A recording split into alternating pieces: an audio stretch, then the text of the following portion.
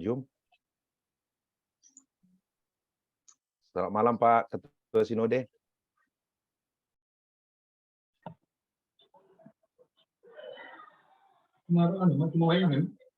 Selamat malam Pak.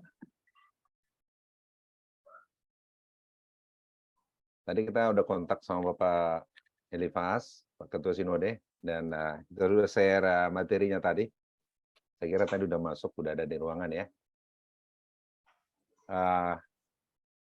Kita akan mulai 7.30 dan kita harap ini selesai nanti ya paling lama 2 jam Bapak Ibu ya. Ini adalah kegiatan dari teman-teman di seksi PIPK, subseksi PI, yang sebenarnya dilaksanakan bulan Juli yang lalu, tapi karena berhalangan ya. Waktu itu Pak Ketua Sinode ada kurang sehat, tapi materi sudah siap, jadi ditunda sampai hari ini. Dan kita bersyukur pada hari ini kita bisa bersama Bapak Elifas Tomix Mas Paitela, Ketua Sinode GPM, ya bisa berbagi dengan kita mengenai model penginjilan ya yang untuk masyarakat majemuk berbasis transformasi digital di Maluku. Nah, saya kira ini kesempatan bagus buat kita semua Bapak Ibu karena kita langsung mendengar dari Bapak Ketua Sinode kita bagaimana GPM memiliki ciri khas dalam penginjilannya yang bisa saja berbeda dengan gereja lain. Nanti mari kita sama-sama nanti menyimak mengikuti alur pikiran beliau dan kita harap ini akan memberkati kita semua ya. Terutama kita sebagai pelayan khusus dan juga majelis jemaat, pengurus sektor unit dan juga teman-teman lain dan umat semua. Dan saya lihat di sini ada juga dari teman-teman dari gereja lain dan juga dari umat ya semua. Ada banyak di sini ya. Selamat datang semua, selamat malam sekali lagi. Salam Bapak Ibu. Jadi acara kita ini akan saya pandu dan kita mulai yang pertama nanti ya kita buka dengan doa pembuka. Kemudian nanti saya persilahkan kepada Bapak Ketua Sinode untuk menyampaikan pikiran-pikirannya tentang penginjilan. Kemudian nanti kita mungkin ada tanya jawab ya. Silakan Bapak Ibu bertanya atau memberi pendapat. Nah, nanti terakhir penutup saya berikan kepada Pak Ketua Majelis Jemaat Pak Laisila untuk sekaligus menutup dalam doa. Saya kira demikian. Sekali lagi selamat malam Pak Ketua Sinode, sudah ada di ruangan kah? Pak Mas Paitela, selamat malam. Salam. Belum kedengaran ruangan Bapak Ibu. Bentar Bapak Ibu ya.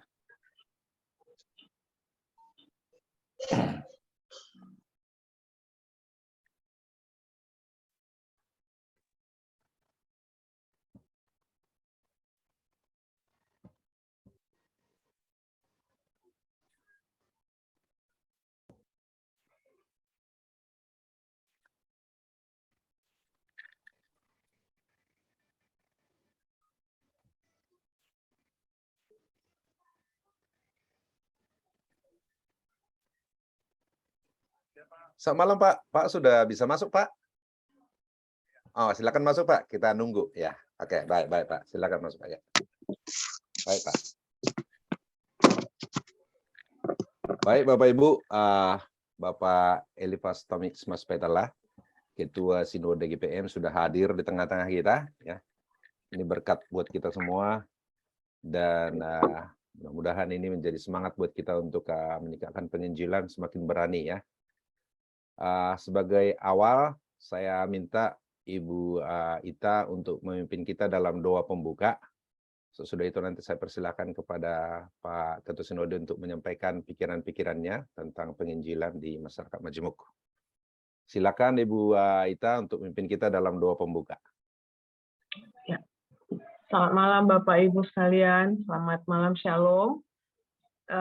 Mari kita bersatu di dalam doa sebelum kegiatan webinar kita pada malam hari ini kita mulai. Mari kita berdoa.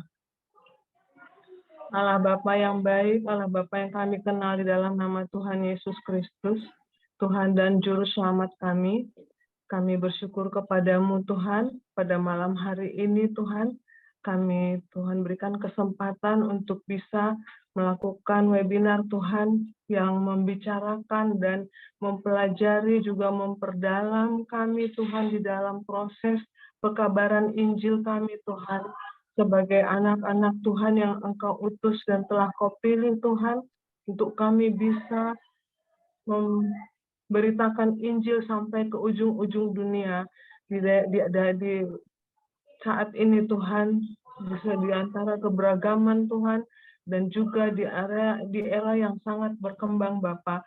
Kami mohon Engkau hadir di tengah-tengah kami, biarlah pencerahan ataupun paparan yang disampaikan oleh Bapak Pendeta Elifas sebagai Ketua Sinode kami Tuhan, bisa memberikan pelajaran bagi kami semua Tuhan untuk bisa lebih efektif menyampaikan berita Injil ke seluruh dunia, ke tiap tempat di mana kami ditempatkan Tuhan. Biarlah melalui acara ini nama Tuhan semakin dimuliakan dan makin banyak orang yang mengenal Tuhan Yesus Kristus yang kami percaya dan kami imani. Inilah kami ya Tuhan, Engkau memberkati Bapak Pendeta Tuhan yang akan memberikan pemaparannya Bapak.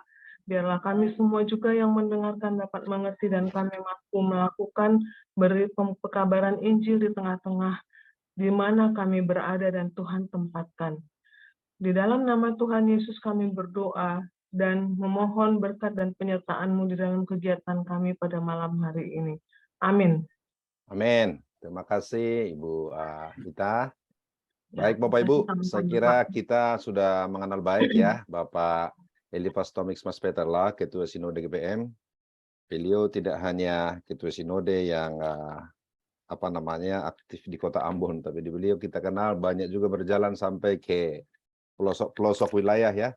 Dan kita sering membaca tulisan-tulisan beliau dalam banyak hal, di mana saja dia berada dia menulis sesuatu ya. Dan saya kira banyak konsep-konsep termasuk kearifan lokal yang banyak ditulis beliau.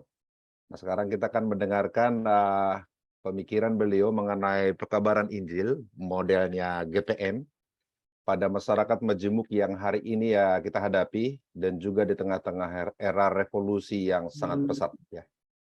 Ya untuk itu saya persilahkan kepada Pak Ketua Sinode untuk menyampaikan materinya dan ide-idenya, dan Tuhan memberkati kita semua. Silakan Pak. Terima kasih Pak Wardis dan Bapak Ibu semuanya. Saya mohon Pak Wardis nanti membantu untuk tayang materinya ya. Oh siap Pak, siap. Ya. Bapak Ibu, saya pertama-tama mohon maaf sebab ini kegiatan bulan Juli ya, yang memang harus kita jalankan di waktu itu. Hanya saya memang sambil menjalankan tugas waktu itu di Dobo, kemudian tiba-tiba sakit di sana, dan di hari yang bertepatan dengan webinar itu saya tidak bisa mengisi webinar ini. Tapi saya kira memang maksud Tuhan baik supaya program ini berjalan pas di bulan pekabaran Injil. Ya. Itu cuma alasan saya saja. Dan kita masuk bulan PI, jadi kita mendiskusikan topik yang relevan ya dengan gumuran kita. Sebelum masuk saya menjelaskan ya konten atau mengapa Oktober itu kita tetapkan sebagai bulan pekabaran Injil dalam tradisi kita di Gereja Protestan Maluku. Yang pertama memang ini semangat yang lahir dari historisitas kita ya, yang mengakui bahwa GPM itu adalah sebuah gereja yang bertumbuh lahir dari respons masyarakat terhadap berita Injil yang dibawa oleh para penginjil dari Eropa. Dan respons itu yang membuat kita ada sebagai orang Kristen sampai dengan hari ini, secara khusus ada sebagai gereja. Jadi saya kira Bapak, Ibu-ibu yang angkatan di atas saya, itu tahu persis dulu 30 Oktober itu biasa di jemaat-jemaat dirayakan Hari Luther. Ya, itu mengingatkan kita tentang gerakan reformasi Luther yang dilaksanakan olehnya di tahun 1715 itu ya, di tanggal 30 Oktober sebagai turning point dari bangkitnya atau munculnya gerakan Protestantisme di dunia. Nah, kita mengadopsi sebenarnya prinsip itu, tetapi bagi GPM, bulan PI itu mengingatkan kita pada respons masyarakat setempat, masyarakat lokal terhadap pemberitaan Injil yang dibawa oleh para guru-guru Injil atau tenaga sendeling dari Eropa, dan juga guru-guru Injil yang lahir dari negeri kita sendiri. Di sisi yang lain ini juga bertepatan dengan seluruh rangkaian peristiwa-peristiwa ekumenis yang berlangsung di dalam bulan Oktober, dan karena itu kita menjadikan bulan ini sebagai bulan pekabaran Injil di Gereja Protestan.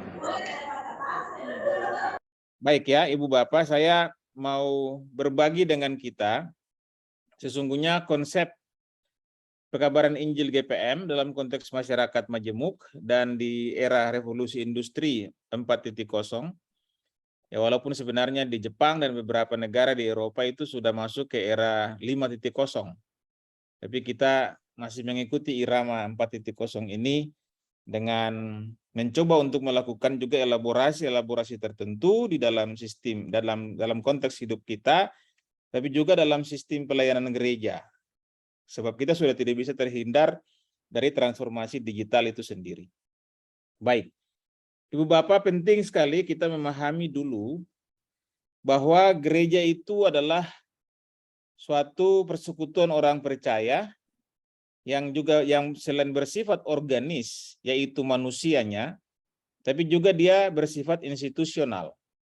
Jadi ada lembaganya.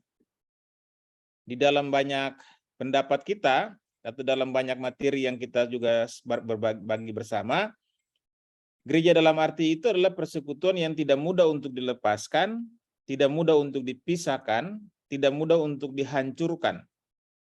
Karena itu analogi yang kita gunakan, analogi tubuh Kristus, itu mengasumsikan bahwa persekutuan gereja, persekutuan orang yang percaya itu adalah persekutuan yang tidak mudah untuk dipisahkan. Masih di slide 1, Pak. Bentar, Pak. Ya. Tidak mudah dipisahkan, tidak mudah dilepaskan, ya. Jadi ada sifat yang melekat seperti itu. Ya, itu yang pertama. Gagasan kita letakkan di situ, dan kita memahami GPM dalam arti yang seperti itu, bahkan dalam konteks laut pulau.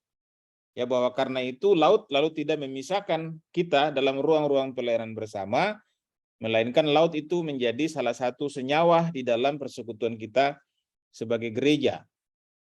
Ya, jadi pemaknaan kita tentang gereja dalam kaitan juga GPM diletakkan di situ. Nah, itu kemudian membuat kita menyadari bahwa gereja ini adalah satu persekutuan keluarga Allah yang harus tampak saling membantu, saling menolong, saling melayani dan menanggung beban, seperti dalam Galatia 6 ayat 2, satu dengan lainnya. Jadi ada prinsip-prinsip yang kuat yang kita pegang di gereja dan yang kita jadikan sebagai pemahaman kita bersama-sama tentang gereja. Definisi itu menolong kita dalam rangka memahami pekabaran Injil sebagai kerja bersama seluruh anggota tubuh Kristus atau kerja bersama semua anggota keluarga Allah. Jadi dimensi itu yang harus kita perkuat di dalam pemahaman kita tentang PI itu sendiri. Di mana kita ada, Ibu dan Bapak, konteks kita adalah di bumi di mana gereja itu diutus. Sebab gereja tidak bisa mengasingkan diri dari bumi, ya, dari dunia di mana dia ada dan diutus oleh Tuhan. Gereja memang hidup di dalam bumi. Dia dihidup dalam dunia, dihidup dalam masyarakat, dan itulah konteksnya. Sekaligus dalam konteks pekabaran Injil, bumi dan dunia itu sebenarnya adalah juga media pekabaran Injil gereja itu pula. Kemudian apa tujuan, ya, dari pemberitaan Injil gereja? Bagi Gereja Protestan Maluku, di dalam visi pekabaran Injil GPM, tujuannya adalah untuk memberitakan Injil yang memanusiakan manusia. Itu tujuan PIGPM. Ini memang lahir dari pengalaman kita. Tujuan PIGPM ini baru kita rumuskan pada sekitar tahun 2006-2007 pasca sidang sinode. Dan itu dirumuskan dalam rapat kerja PI yang berlangsung di Alang. Kita sadar akan realitas kemanusiaan yang kita hadapi secara bersama-sama, kita sadar pada realitas kemajemukan kita di Maluku yang dibangun dari fondasi-fondasi kebudayaan ya, kearifan lokal. Dan karena itu GPM melihat bahwa visi pekabaran Injil kita itu sudah harus direformulasi. Sehingga orang tidak memahami PI itu semata-mata untuk membuat orang menjadi Kristen, tapi PI itu untuk mendewasakan iman, dan PI itu untuk melayani manusia dan kemanusiaan. Makanya tujuan PI kita adalah seperti itu. Nah, siapa subjeknya? Subjeknya adalah manusia. Ya, dia adalah subjek pekabaran Injil gereja, dan jangan sekali-kali kita memposisikan orang, memposisikan sesama sebagai objek dari pekabaran Injil. Ya, mereka dan kita semua adalah subjek dari pekabaran Injil itu. Nah, media kita saya sudah jelaskan tadi, metodenya Ibu Bapak yang dilakukan Yesus juga, ya kita belajar dari metode dilakukan Yesus, ada dua, ya metode dialogis dan metode partisipatoris. Itulah mengapanya di dalam Injil Yohanes pasal 1 ayat 1 dan ayat 14 dikatakan bahwa firman itu yang semula dengan Allah, tapi firman itu menjadi manusia di dalam ayat 1. Firman itu telah menjadi manusia. Di ayat 14-nya dibilang, dan firman itu diam di antara kita. Jadi karena itu, kalau kita belajar dari Yesus, dia melakukan seluruh pendekatan pekabaran Injilnya, atau dalam tugas-tugasnya mengajar itu secara dialogis, dan juga secara partisipatoris. Ya, karena itu misalnya ya, dia berjumpa dengan perempuan Samaria di sumur. Dia datang ke rumah Maria dan Marta dan Lazarus. Dia datang ke rumah dan malam minta menumpang di rumah Sakeus. Ya, dia hadir di rumah Simon Petrus dan karena itu menyembuhkan ibu mertuanya. Ya, dia berjumpa langsung dengan orang-orang sakit seperti orang-orang yang ya sakitnya yang karena itu mereka disingkirkan dari masyarakat, ya, mereka yang misalnya kusta dan lain-lain, itu dia berjumpa langsung dengan mereka. Yesus mengalami proses-proses itu secara dialogis dan secara partisipatoris, dan karena itu PI gereja, metode PI gereja dilaksanakan pula dalam pendekatan itu, pendekatan yang dialogis dan pendekatan yang partisipatoris. Mengingat Injil itu tidak boleh jauh dari manusia, Injil itu tidak boleh jauh dari dunia, Injil itu harus masuk ke dalam hidup manusia, dan karena itu harus masuk dalam hidup dunia. Ya, termasuk dalam konteks masyarakat majemuk. Slide berikut, Pak. Yang berikut, gagasan ini sudah saya jelaskan tadi tentang visi pekabaran Injil GPM. Ya, kita berangkat dari Injil Lukas pasal 4 ayat 18 sampai 19. Saya tahu dan saya sadar benar bahwa sekian lama misalnya kita memahami bahwa amanat agung Yesus itu ada dalam Matius 28. Materi khotbah minggu yang lalu di gereja. Tetapi kita lalu menyempitkan amanat agung itu hanya pada perintah baptislah mereka. Padahal kalau kita membaca secara kritis amanat agung itu, Yesus bilang begini, pergilah. Itu yang pertama perintahnya. Kemudian disertai dengan perintah yang kedua, jadikanlah semua bangsa muridku. Baru yang ketiga, baptislah mereka. Kemudian yang keempat, ajarkanlah mereka melakukan segala sesuatu.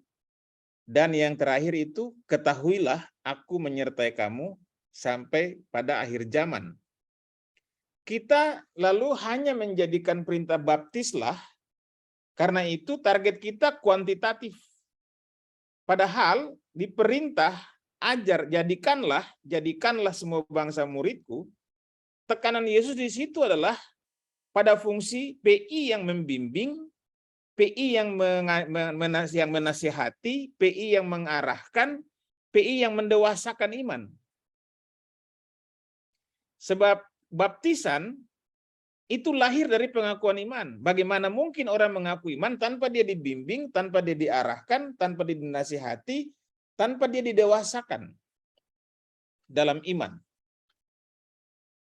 Pengalaman Paulus dengan sida-sida Ethiopia itu salah satu yang mengingatkan kita tentang proses ini, pergilah, jadikanlah, baptislah, lalu ajarkanlah. Sambil itu ketahuilah aku menyertai kamu sampai pada akhir zaman. Teologi gereja itu berkembang dari waktu ke waktu, Ibu dan Bapak. Karena itu Matius 28 itu tidak bisa kemudian kita sebutkan sebagai satu-satunya amanat agung Kristus bagi gereja. Apalagi memahami itu sebagai amanat PI dengan hanya memfokuskan diri pada aspek baptislah. Lalu mengabaikan dimensi yang lain. Dimensi pergilah itu keluar dari diri. Bergerak berpindah dari tempat di mana kita ada kini ke tempat yang baru, itu pergilah. Dan seterusnya. Nah, makanya bagi GPM, visi PI kita dalam kaitan dengan konteks yang kita hadapi sebagai gereja itu dirumuskan memberitakan Injil yang memanusiakan manusia. Nanti Bapak Ibu bisa membaca Lukas 4 ayat 18-19, ya, tapi sentuhannya di situ. Ya, bahwa kerja rohlah yang membuat pekabaran Injil itu harus dapat memanusiakan manusia. Sama ketika Bapak Ibu membaca misalnya Matius pasal 28, 25 saya lupa, yang Yesus mengatakan, salah satu yang kau lakukan pada saudaraku yang paling hina ini, engkau telah melakukannya untuk aku. Jadi ketika aku telanjang, kamu memberikan aku pakaian, ketika aku lapar, kamu memberikan aku makan, dan seterusnya. Itu bagian juga dari amanat-amanat Kristus. Nah, kita menjadikan dasar Alkitab ini sebagai visi PI GPM, yaitu memberitakan Injil yang memanusiakan manusia. Yang berikut, Ibu dan Bapak, dalam pemaknaan kita tentang itu, ya kita harus mengerti dan sadar bahwa gereja yang hidup adalah gereja yang memberitakan Injil. Sebab gereja adalah persekutuan orang percaya yang dipanggil dari dalam dunia dan diutus kembali ke dalam dunia untuk memberitakan Injil.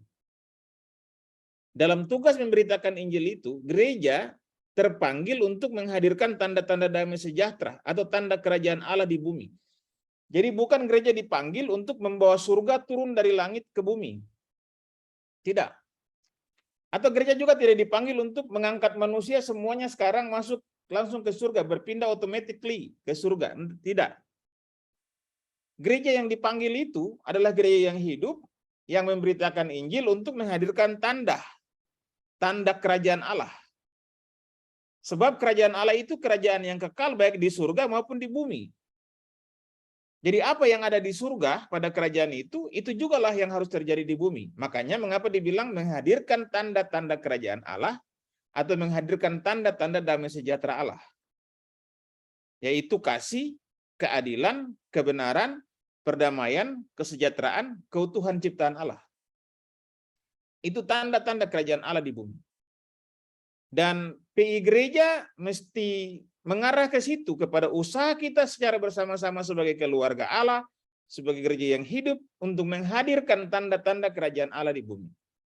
Dalam prinsip itu Ibu dan Bapak, apa gereja tidak boleh membaptis orang lain yang semula tidak mengenal Yesus? Ya, gereja harus melakukannya. Didorong oleh imannya, didorong oleh percayanya. Nah, percayanya itu, imannya itu adalah buah kerja Roh Kudus. Jadi PI itu harus membuat gereja juga bergantung kepada kerja Roh Kudus. Tidak bisa gereja bekerja di luar itu. Karena tanpa PI, gereja adalah bagian dari organisasi sekuler di dunia.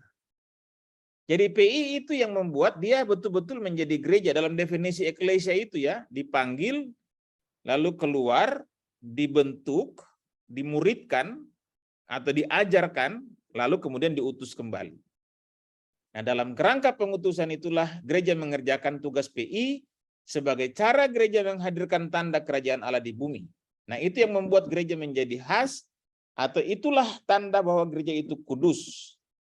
Karena dia melaksanakan misi langsung dari Allah. Bapak jangan lupa, tugas pekabaran Injil itu perintah langsung dari Yesus Kristus. Jadi bukan program gereja. Ya, PI itu gereja yang melakukan PI tidak menjalankan misi pribadi gereja. Gereja yang ber-PI adalah gereja yang melaksanakan misi agung Allah di muka bumi. itu gereja yang ber-PI. Jadi dalam kata lain kita tidak menjalankan agenda kita ya, tapi kita menjalankan misi Allah di muka bumi. Yang berikut, Ibu Bapak. Penting kita memahami bahwa dalam tugas pekabaran Injil itu, warga gereja dan pelayan adalah agen PI.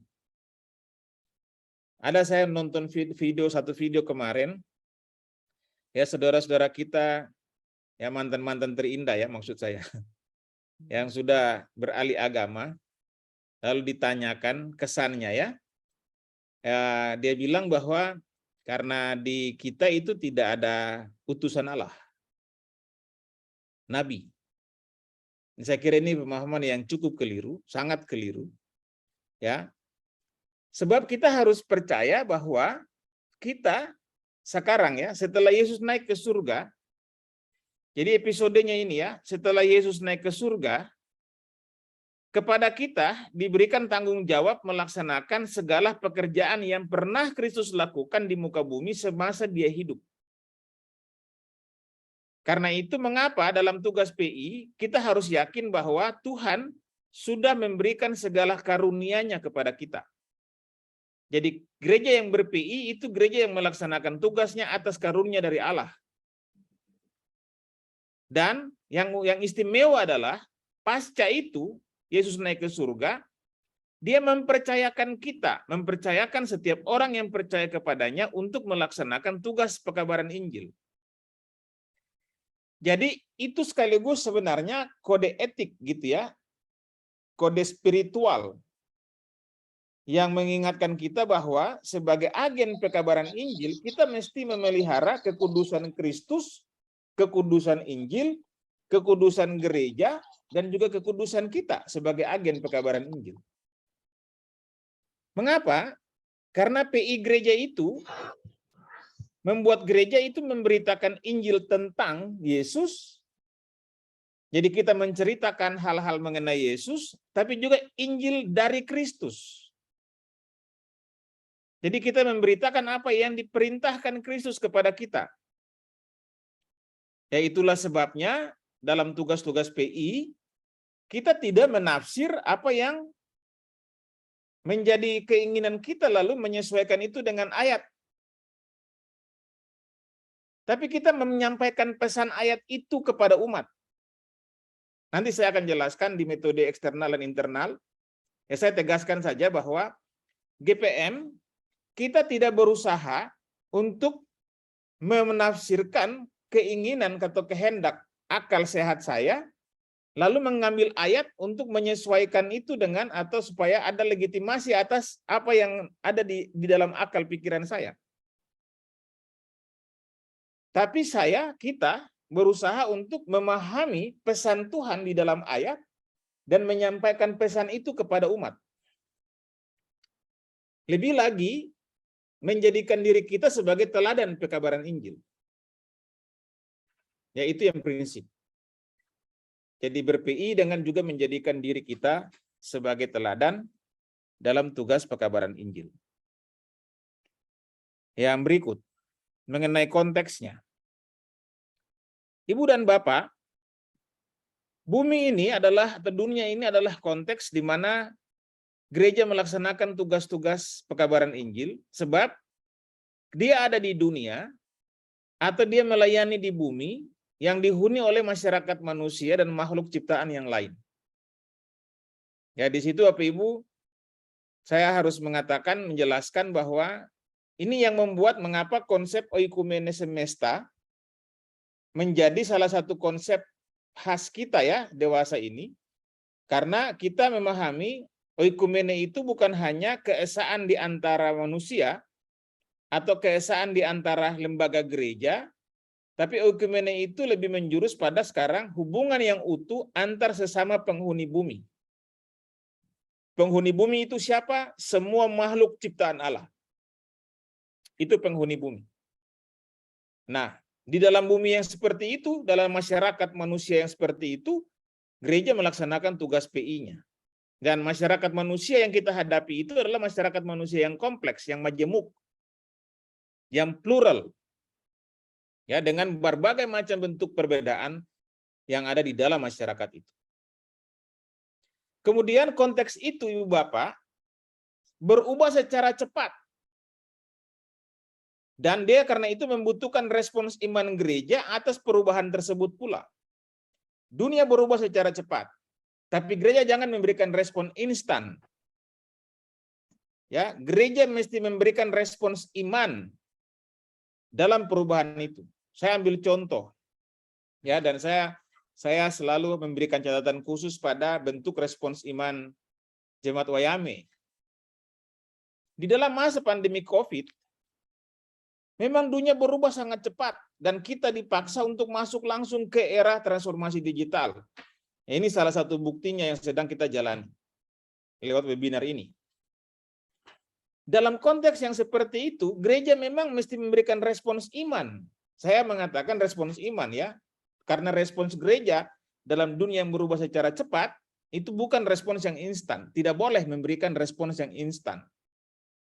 Tapi dia mesti memberikan respons iman. Respons iman itu artinya apa?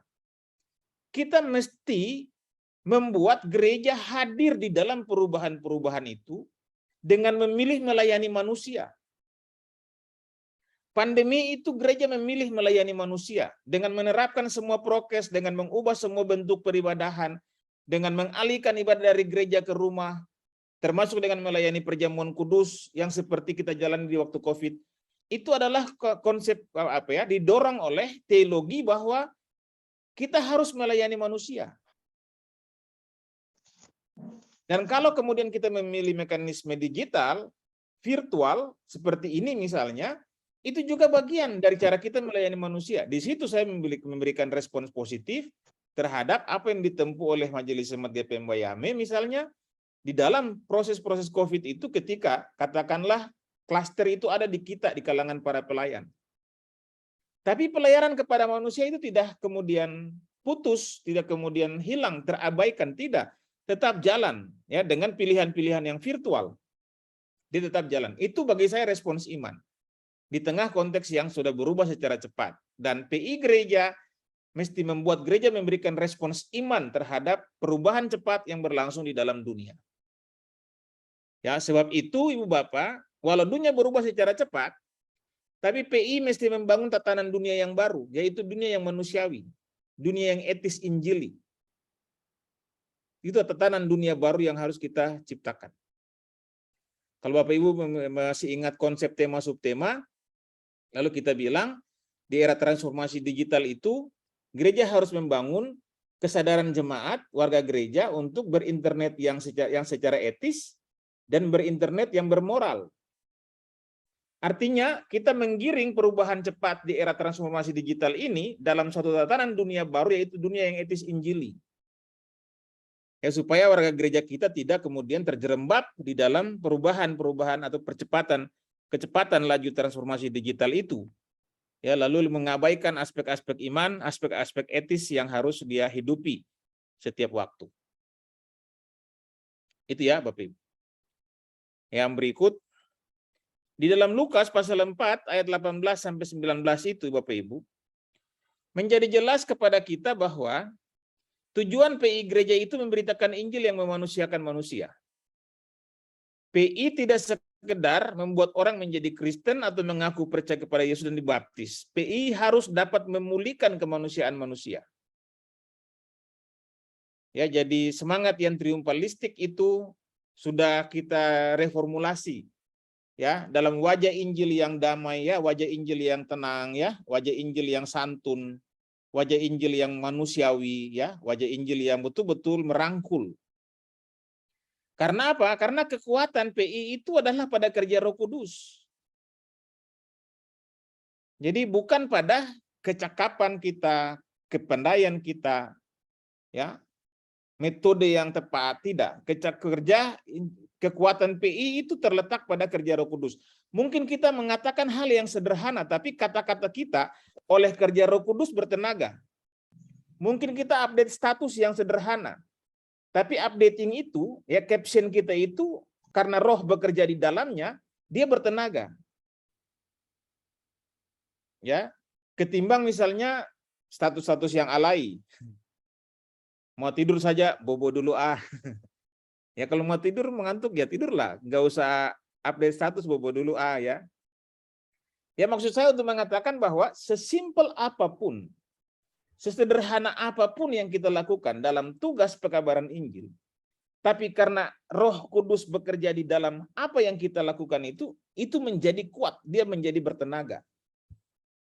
Dan tenaga roh itu yang mengubahkan, dia membentuk pemahaman. Saya karena itu selalu mengingatkan kawan-kawan majelis, habis hari Minggu, habis ibadah itu, ya, apalagi kalau ketua sinode yang pimpin di Wayame misalnya, ya silakanlah foto, saya juga mau foto, ya, di depan mimbar. Tapi jangan kemudian captionnya adalah jarang-jarang foto dengan ketua sinode. Ya, ketua sinode lah. Lebih baik captionnya berisi tentang ringkasan khotbah ketua sinode, nah itu keren. Jadi waktu orang melihat fotonya, membaca captionnya, dan apalagi ada kekuatan roh bekerja di situ, ada kerja roh bekerja di situ, itu menggugah orang lain.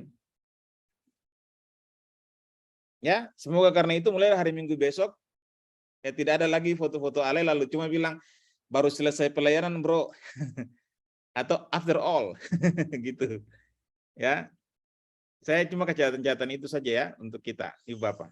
Untuk mengingatkan kita tentang apa yang kemudian menjadi pikiran kita di dalam tujuan pekabaran Injil itu. Kemudian yang berikut, Ibu Bapak, PI itu suatu pekerjaan dua arah. Ya, atau bahkan tiga. Ya, saya menggunakan saja pendekatan dua arah. Karena dia yang pertama berlangsung secara internal, PI kepada orang Kristen. Siapa bilang kita tidak butuh pekabaran Injil? Kita butuh pekabaran Injil. Ya, kalau saya bilang pekabaran Injil dalam pengertian internal, saya tidak bermaksud mengatakan tentang re-evangelisasi. Ya, yang juga menjadi tren tertentu di dalam era ini ya oleh kelompok-kelompok gereja tertentu. Gitu ya. PI internal itu Ibu dan Bapak bertujuan untuk mematangkan dan mendewasakan iman umat. Itu PI internal.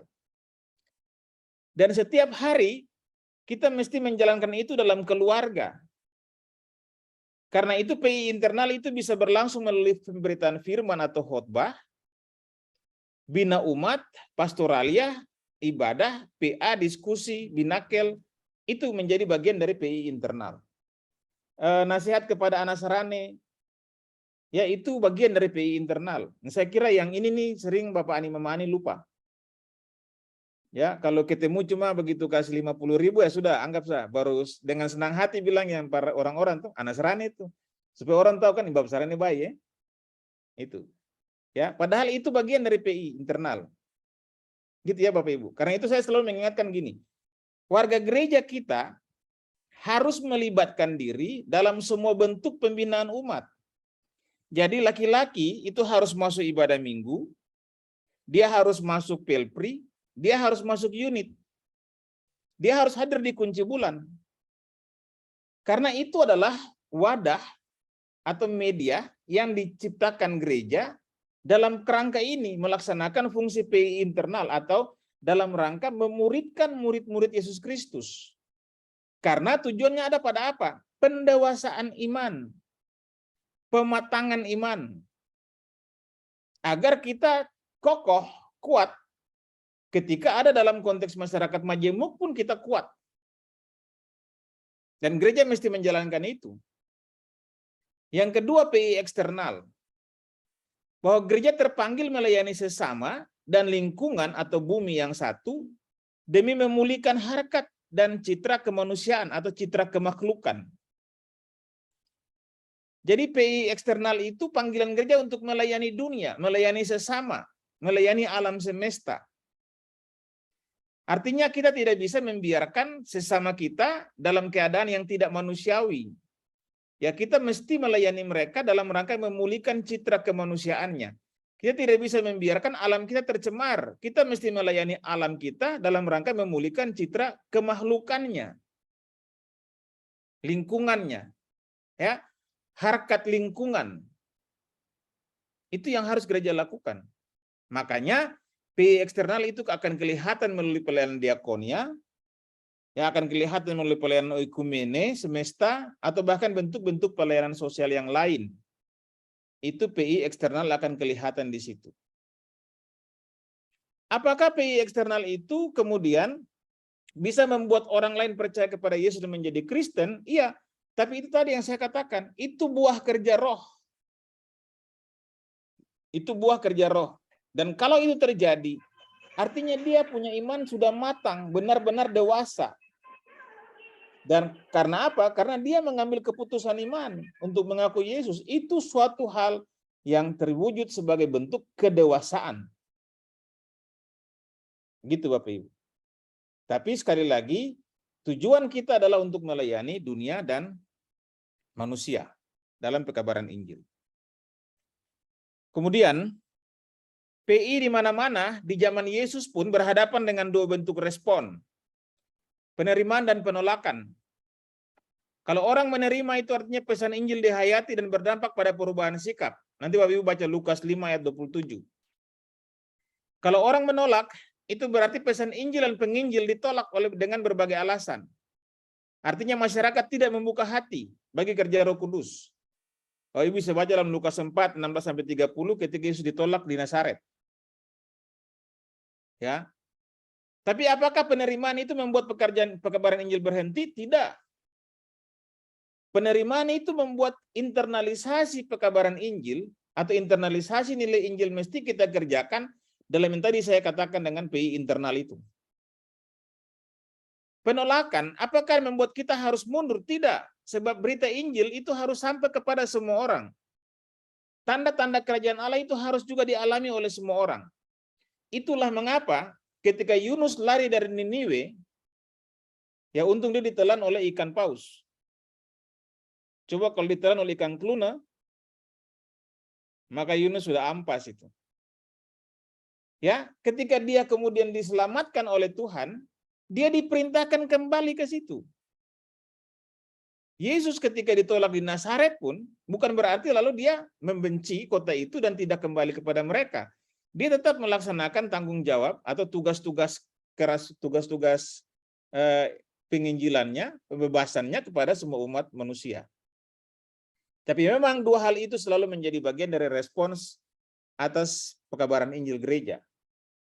Jadi ingatkan sekali lagi, ketika kita diterima, bukan berarti pekerjaan kita selesai. PI harus kemudian membuat internalisasi PI dalam hidup manusia. Kalau kita ditolak, bukan berarti kita tidak boleh melakukan apa-apa. Kita harus terus berusaha dengan menggunakan metode dan cara tertentu dalam rangka melaksanakan tanggung jawab kita untuk memberitakan Injil.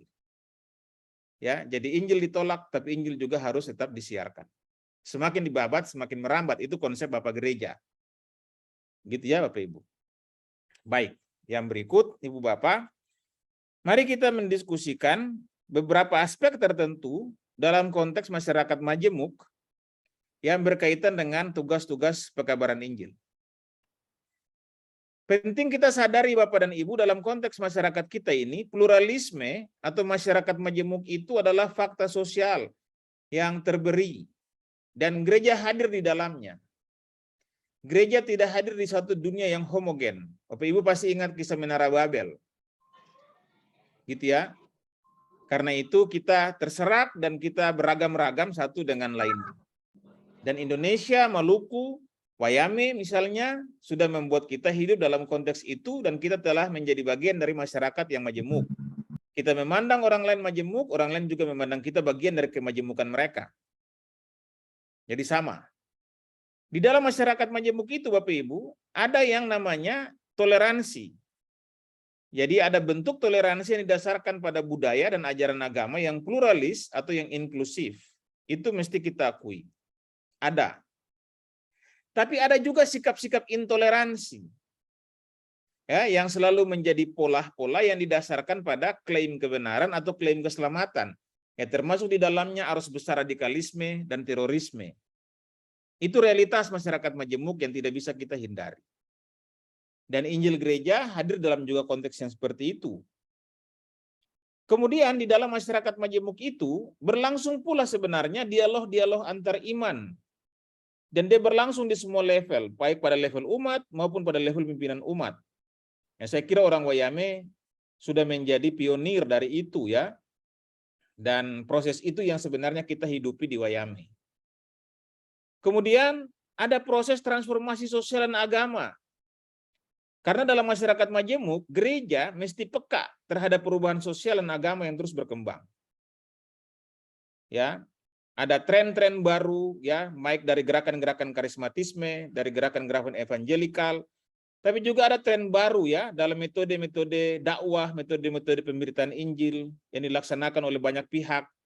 Ya, dan karena itu gereja harus sadar akan transformasi-transformasi seperti itu. Ya. Per hari ini misalnya kita dihadapkan pada satu pertanyaan. Apakah GPM siap ya untuk misalnya terbangun sebuah jemaat virtual, ya gereja virtual di era ini? Itu yang saya bilang, terhadap fenomena seperti itu kita mesti memberikan respons iman, ya, dan kita sudah berusaha untuk berjalan di tengah-tengah arus itu ya Bapak Ibu, dengan pelayanan-pelayanan yang virtual itu. Bagaimana metode PI dalam masyarakat majemuk, Ibu dan Bapak? Di dalam masyarakat majemuk itu Bapak Ibu, saya mengambil tadi dialog dan partisipatoris.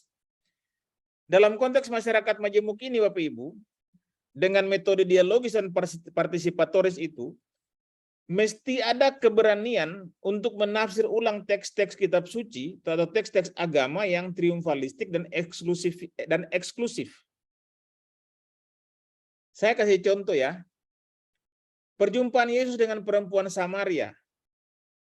Ya, nanti saya kirim artikelnya ya untuk Bapak Ketua Majelis atau dengan Pak Wardi supaya di-share untuk kita baca. Ada artikel saya yang baru yang saya susun di beberapa minggu yang lalu. Perjumpaan Yesus dengan perempuan Samaria itu adalah perjumpaan yang berlangsung di antara dua orang yang berbeda dalam banyak aspek. Dari segi budaya, Yesus orang Yahudi, perempuan itu orang Samaria. Dari segi kelamin, dia laki-laki dan perempuan, dan laki-laki duduk pada struktur dominan, perempuan pada struktur subordinat dalam masyarakat Timur Tengah kuno di waktu itu. Dari segi agama pun, orang Yahudi itu disebut sebagai yang mengenal Tuhan, karena itu selamat, orang Samaria itu kafir. Ini ada stigma-stigma yang terus berlanjut, dan kalau misalnya teks-teks itu kita baca dalam perspektif yang seperti itu, maka tidak pernah akan terjadi komunikasi Injil. Padahal Bapak Ibu coba baca teks itu. Yesus minta dari perempuan itu, berikanlah aku minum. Dia bukan minta, berikanlah aku air. Ini pasti Bapak Ibu bingung atau saya yang bingung gitu ya. Kalau dia minta air, itu berarti tafsirnya dia mau mengambil alih sumur Yakub. Tapi Yesus minta minum, berikan aku minum. Jadi dia hanya minta seteguk air. Ya, mengkali di perempuan Samaria Pongsibor itu. Itu yang dia minta, sekedar untuk menghilangkan dahaganya. Tapi intinya apa yang saya mau katakan? Yesus tidak berdialog dengan perempuan Samaria itu mengenai konsep selamat, konsep Tuhan atau apa. Tapi dia berdialog dengan mengajukan apa yang menjadi kebutuhannya saat itu. Itu panas, siang dan panas, dan dia minta minum, titik. Ini harus kemudian kita tafsir secara baik, ya, supaya jangan ini melegalkan perbedaan. Ya, ini melegalkan jarak, melegalkan pemisahan, apalagi melegalkan klaim yang percaya dan kafir. Itu tidak boleh. Itu ya contoh. Dialog juga harus dijalankan dengan memaksimalkan interaksi antar warga di lokasi pemukiman. Di situ saya harus belajar dari Wayame. Ya, makanya dulu di GPM itu di tahun 2005 ke 2010 dalam kaitan dengan Peace and Trust Building sebagai konsep gereja untuk mewujudkan perdamaian Maluku, kita diingatkan untuk mengintensifkan interaksi antar masyarakat. Nah, saya ingat persis tipologinya, tipologi jemaat-jemaat kita itu yang pertama, jemaat yang tidak terdampak kerusuhan, jemaat di pusat konflik tapi tidak rusuh, itu Wayame. Jemaat yang kena konflik dan direlokasi, jemaat yang kena konflik dan pulang kembali, rumah tiga. pulang kembali dan membaur rumah 3 misalnya. Jadi intensitas interaksi sosial yang mesti kita dorong dan bukan lagi dialog-dialog yang verbalistik. Saya karena itu tergugah ketika waktu kita resmi Pastori 2 dan diceritakan bahwa Bapak saudara-saudara Muslim marah begitu majelis karena tidak kasih tahu waktu cor. Padahal dong sudah siap untuk datang cor. Gitu ya. Jadi Bapak Ibu bisa lihat ya, model dialog yang seperti itu menunjukkan bahwa katong saling menerima ini.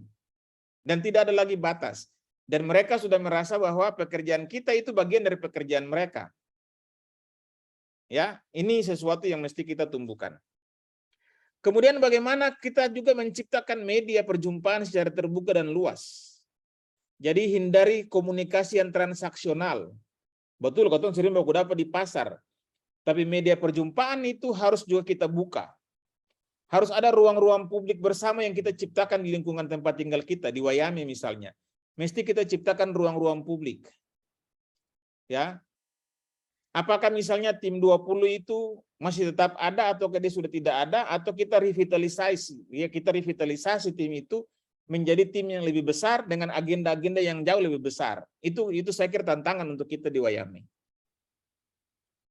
Itu ya, itu dalam kaitan dengan metode PI yang dapat kita jalankan di masyarakat majemuk. Yang berikut, PI dalam konteks transformasi digital. Ibu Bapak, ada konsep teologi yang muncul, gereja tanpa tembok, gereja cair, ya, liquid church, atau jemaat virtual, dan juga gereja virtual.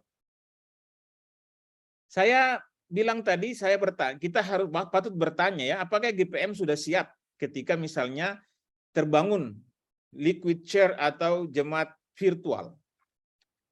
Saya tidak akan membahas itu Bapak Ibu, saya akan mengajak kita melihat bersama-sama apa yang bisa kita lakukan dalam semangat pekabaran Injil di tengah situasi itu, transformasi digital yang seperti itu. Pada masyarakat kota seperti kita, yang memiliki akses internet yang super cepat dan kepemilikan fasilitas IT yang merata di segala usia, maka pelayanan virtual itu tidak lagi harus membuat kita alergi. Ya, makanya saya bilang lebih baik habis ibadah majelis foto di muka mimbar, captionnya ringkasan khotbah. Karena kita mesti menggunakan media itu sebagai bagian dari pelayanan virtual bagi masyarakat kita yang akses internetnya cepat. Ibu Bapak coba lihat di TikTok, coba lihat di YouTube dan lain-lain ya. Ada church blogger ya, yang kuat ya, church tube. Jadi gereja-gereja seperti berbasis YouTube gitu misalnya, yang terus gencar dengan aktivitas mereka ya. Tapi dan warga jemaat kita itu justru juga gandrung mengikutinya. Ada dialog bahkan apa ya, semacam apologia ya, peperangan konsep ya antara si A dan si B, yang agama A dengan agama B, gereja A dengan gereja B. Peperangan konsep seperti itu, dan anggota jemaat kita juga masuk ke dalam situasi itu. Nah, itu mengisyaratkan kepada kita bahwa dimensi ini, pelayanan virtual itu mesti juga menjadi bagian supaya kita dapat framing pemahaman teologi warga gereja kita sesuai dengan tujuan-tujuan PI atau tujuan-tujuan gereja yang kita miliki sendiri. Dalam kerangka yang sama, bagaimana pembinaan etik dan moral umat dilakukan berbasis pada platform digital. Ya, untuk konteks kita di masyarakat kota. Gitu ya. Jadi hal yang sama juga akan dilakukan kepada masyarakat kita di pinggiran kota, hal yang sama juga akan dilakukan kepada masyarakat kita di daerah pedesaan. Jadi kelompok urban, dan rural itu juga harus kita lakukan pendekatan yang serupa itu di era ini, sebab Katun tidak bisa bilang lagi bahwa mereka yang tidak mendapat signal itu tidak akan masuk dalam transformasi digital. Salah. Mereka masuk walau dengan ritme yang lebih lambat dari kita. Karena itu basis moral, basis etiknya harus dibentuk. Dan PI harus membentuk itu. Ya, supaya ketika mereka masuk walau lambat, mereka sudah punya basis etik yang kuat. Ya, apalagi bagi kita di wilayah perkotaan, urban itu, Bapak Ibu. Kemudian yang terakhir, Bapak Ibu, di dalam era transformasi digital ini, ya, di 4.0 itu, kita harus mengembangkan metode PI yang berbasis internet. Ya, itu sudah perlu. Saya karena itu selalu bilang media-media center jemaat, ya, media-media center gereja itu mesti produktif. Teman-teman angkatan muda GPM itu harus produktif. Jangan hanya berselancar di dunia maya, tapi framing dunia maya itu juga dalam kerangka pekabaran Injil gereja. Ya, jangan cuma sekedar kasih pengumuman ibadah. Ya, tapi juga membuat konten-konten yang mengajak warga gereja yang lain atau mengajak kita bersama-sama untuk memikirkan secara baru, ya, konteks kehidupan kita di tengah-tengah era ini. Kemudian pelayanan yang virtual mengenai dalam bentuk komunikasi PI yang online atau virtual, ya itu juga harus kita lakukan, asal jangan kemudian Bapak Pendeta, Ibu Pendeta sudah tidak mau kunjungi jemaat, punya rumah lalu cuma telepon saja atau WA, video call. Gitu ya. Karena gereja tidak bisa mengabaikan dimensi perjumpaan langsung pelayan dengan umat. PI itu partisipatoris, jadi tidak hanya dialogis.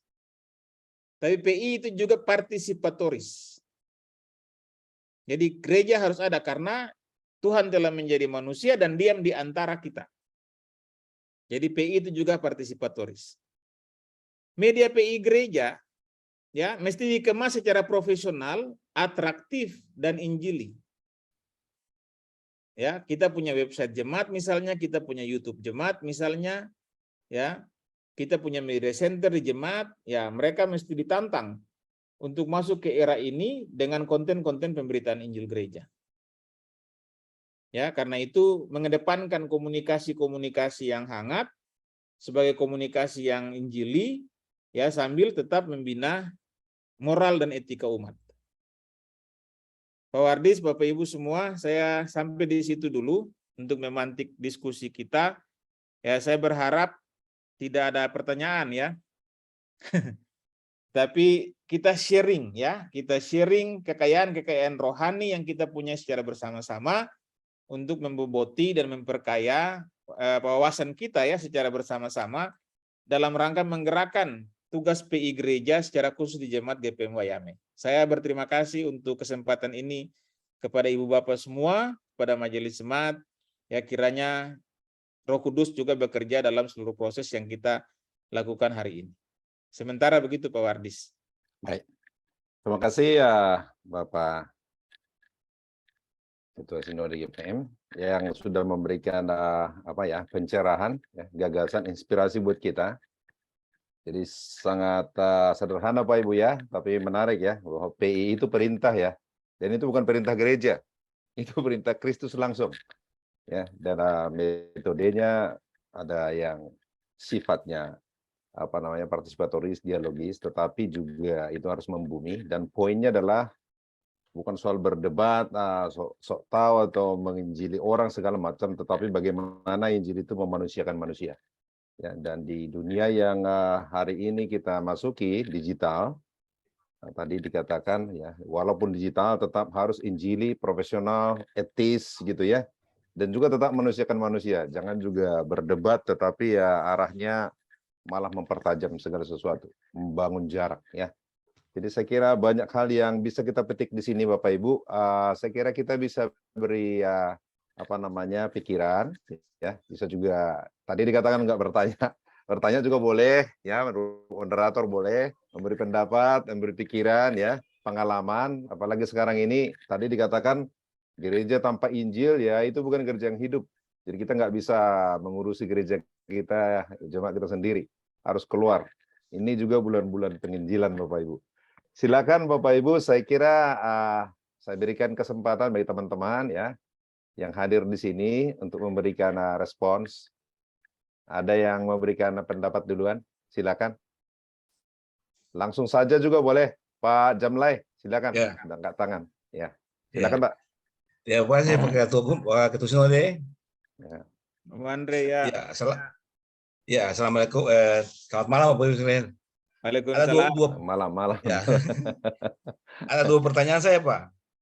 Ini yang pertama nih, bagaimana perkembangan Injil GPM dilihat dari konteks masyarakat Majemuk pada era revolusi 4.0. Itu pertama, Pak. Lalu yang kedua, kita tahu bahwa perkembangan Injil tidak sekedar membuat orang menjadi Kristen atau mengaku percaya kepada Yesus dan kemudian dibaptis. Tapi perkembangan ini harus dapat memulihkan kemanusiaan manusia. Itu inti daripada perkembangan Injil. Nah, lalu kita lihat bahwa pada waktu yang lalu itu Presiden mengatakan, Pak, bahwa Indonesia tahun 2023 itu gelap. Akan menjadi kondisi ekonomi akan gelap, Pak. Nah, ini akan jadi informasi bagi masyarakat umum. Nah, bagaimana GPM mensiasati ini, Pak? Mensiasati kondisi kegelapan ini agar masyarakat itu memandang ya tidak hanya gelap tapi harus terang. Ini, Pak. Jadi dua hal itu yang saya tanya, Pak. Terima kasih, Pak. Baik, Pak. Ini meramal ke 2023, Pak ya. Iya. Mungkin juga kita khawatir-khawatir juga ini. Jadi Iya. barangkali Pak Elifas punya pikiran mengenai ini. Mungkin saya minta ada pertanyaan lagi, Pak Ibu. Mungkin 2-3 penanya dulu. Siapa tahu ada mirip-mirip. Ada? Pak Laisila, silakan Pak. Atau pertanyaannya berdekatan. Silakan Pak. Pak Ketua Sinode dan Kemanya untuk pencerahannya bagi kami. Ibu Bapak sekalian, memang kita selalu diarahkan untuk melakukan suruhan Tuhan itu terkait dengan perkabaran Injil ya. Nah, untuk kita di Wayame, memang gagasan-gagasan untuk membangun keunikan kita sebagai satu wilayah yang sudah diistilahkan dengan laboratorium perdamaian, Wayame sebagai tempat yang orang lain bisa berwisata perdamaian di sini. Itu menjadi gagasan-gagasan yang oleh kita, jemaat dan gereja, harus terus diungkapkan di dalam kata-kata, tetapi juga di dalam tindakan-tindakan yang bisa juga melibatkan saudara yang beragama lain, saudara yang di luar gereja, untuk sama-sama menjadikan gagasan ini sebagai satu kenyataan yang bisa membawa dampak kepada, katakanlah, kota Ambon, kepada Maluku, kepada Indonesia, bahkan dunia ini. Sebab Wayame selalu dicirikan atau diungkapkan seperti itu. Nah, beta sendiri memahami tugas ber-PI selain internal tetapi eksternal di wilayah kita ini harus kita perkuat. Sebab lagi-lagi kita ada di Wayame, ya. Kita ada di Wayame dan harus memberikan makna terhadap kehadiran kita di Wayame sebagai gereja. Dan oleh sebab itu hal-hal yang harus diungkapkan mesti selalu ada ruang yang bisa memperjumpakan kita. Tetapi ruang yang memperjumpakan itu selalu berdampak kepada Wayame sebagai desa atau wilayah yang damai, sebagai laboratorium perdamaian. Karena itu Pak Ketua Sinode memang di dalam Otong punya rencana kegiatan di bulan November nanti. Kita ada semacam bikin satu ya kegiatan yang mengajak, dan itu melibatkan angkatan muda dan remaja masjid untuk ada di dalam satu kebersamaan untuk merawat kita punya keberadaan di Wayame. Beta kira ini bagian juga dari tugas kita, suruhan Tuhan bagi kita di dalam lingkup Wayame. Itu yang pertama. Yang kedua, soal bagaimana kita ber-PI di dunia atau di era digital. Betul Bapak Ketua Sinode telah mencontohkan Wayame, misalnya dalam masa COVID, ada pelayanan perjamuan kudus yang menyampaikan dari gereja dan kemudian makan dan minum itu di rumah tinggal jemaat, dan itu pernah dilakukan. Bahkan di dalam websitenya Wayame, apa yang tadi Bapak Ketua Sinode sampaikan, selain foto itu, tetapi beritanya telah masuk di dalam website Wayame sebagai bagian dari cara kita untuk menyampaikan pesan-pesan atau ringkasan khotbah yang disampaikan oleh hamba Tuhan setiap kebaktian minggu. Memang ada satu dua yang tadi bilang jarang-jarang bawa foto dengan pendeta ini atau jarang-jarang bawa foto dengan misalnya, ya itu juga kita harus evaluasi dan kemudian bisa menjadi hal yang diingatkan kepada kita. Betul bahwa ingatan-ingatan untuk kita bermedsos yang memberikan makna, memberikan arti, ada caption-caption kita yang harus memberikan dampak bagi kesejukan, bagi ketenangan, bagi kedamaian, bagi kesejukan orang yang melihat kasus kita, itu menjadi hal yang sangat penting sekali. Beta kira itu yang beta mau sampaikan, saya Bapak Ketua Sinode dan Ibu Bapak sekalian. Terima kasih. Terima kasih Pak Laisila. Satu lagi Bapak Ibu, ada? Biar 3 orang. Saya Pak. Silakan Pak, silakan Pak. Aitonom ya? Ya. Silakan Pak. Sebelumnya perkenalkan, ya terima kasih atas kesempatan yang diberikan. Sebelumnya perkenalkan, nama saya Benandi Banse. Di sini saya akan menanyakan pertanyaan simpel terkait dengan jejak Tuhan Yesus dalam memberitakan Injil. Dan yang menjadi pertanyaan saya yaitu, di mana jejak Yesus setelah Yesus berumur 30 tahun, itu Tuhan Yesus berada di mana? Dan saya minta agar Bapak menjelaskan disertai dengan ayat Alkitab. Terima kasih Pak. Saya kurang jelas Pak, tadi delay. Pak, ulangi, mohon Pak, pertanyaannya diulangi. Simpel saja. Pak, siapa tadi namanya Pak? Pak, panggilannya apa Pak? Saya ulangi pertanyaan. Uni Pak, Panggilan. Uni. Iya Pak. Silakan Pak. Jadi di sini saya akan menanyakan terkait dengan jejak Yesus dalam memberitakan Injil. Dan yang menjadi pertanyaan saya yaitu, sebelum Tuhan Yesus berumur 30 tahun, Yesus berada di mana? Dan saya minta Bapak menjelaskan disertai dengan ayat Alkitab. Oh iya. Terima kasih Pak. Oke. Baik Pak, saya kira Pak ada 3 pertanyaan dulu ya. Dari Pak Jamlai, Pak Laisila, dan juga Uni tadi. Barangkali yang saya ulang sekilas saja. Yang pertama mungkin PI dalam masyarakat digital, lalu yang 2023 nanti ada laporan bahwa akan terjadi inflasi, ya, stagflasi, dunia gelap begitu. Gimana penginjilan nanti di situ? Apa gelap juga? Terus Pak Laisila tadi hanya menyampaikan soal Wayame sebagai laboratorium perdamaian, diharapkan bagaimana supaya berdampak keluar, dan juga menekankan makna dan kuasa Roh Kudus dalam PI di era digital, ya, supaya jangan sekedar melihat simbol atau foto saja. Dan yang terakhir tadi Pak, ini pertanyaannya, di mana jejak Tuhan Yesus sebelum umur 30 tahun? Mungkin setelah 12 tahun dia masih ada, sebelum 30 tahun. Dan ayat Alkitabnya di mana? Silakan Pak. Terima kasih Pak Waris. Saya mulai dari yang terakhir ya, Oni ya. Kalau ditanyakan sumber ayat Alkitabnya mengenai itu, ya tidak ada. Ya, ada naskah-naskah yang lain ya di luar Alkitab yang, atau saya jelaskan dari awal ya.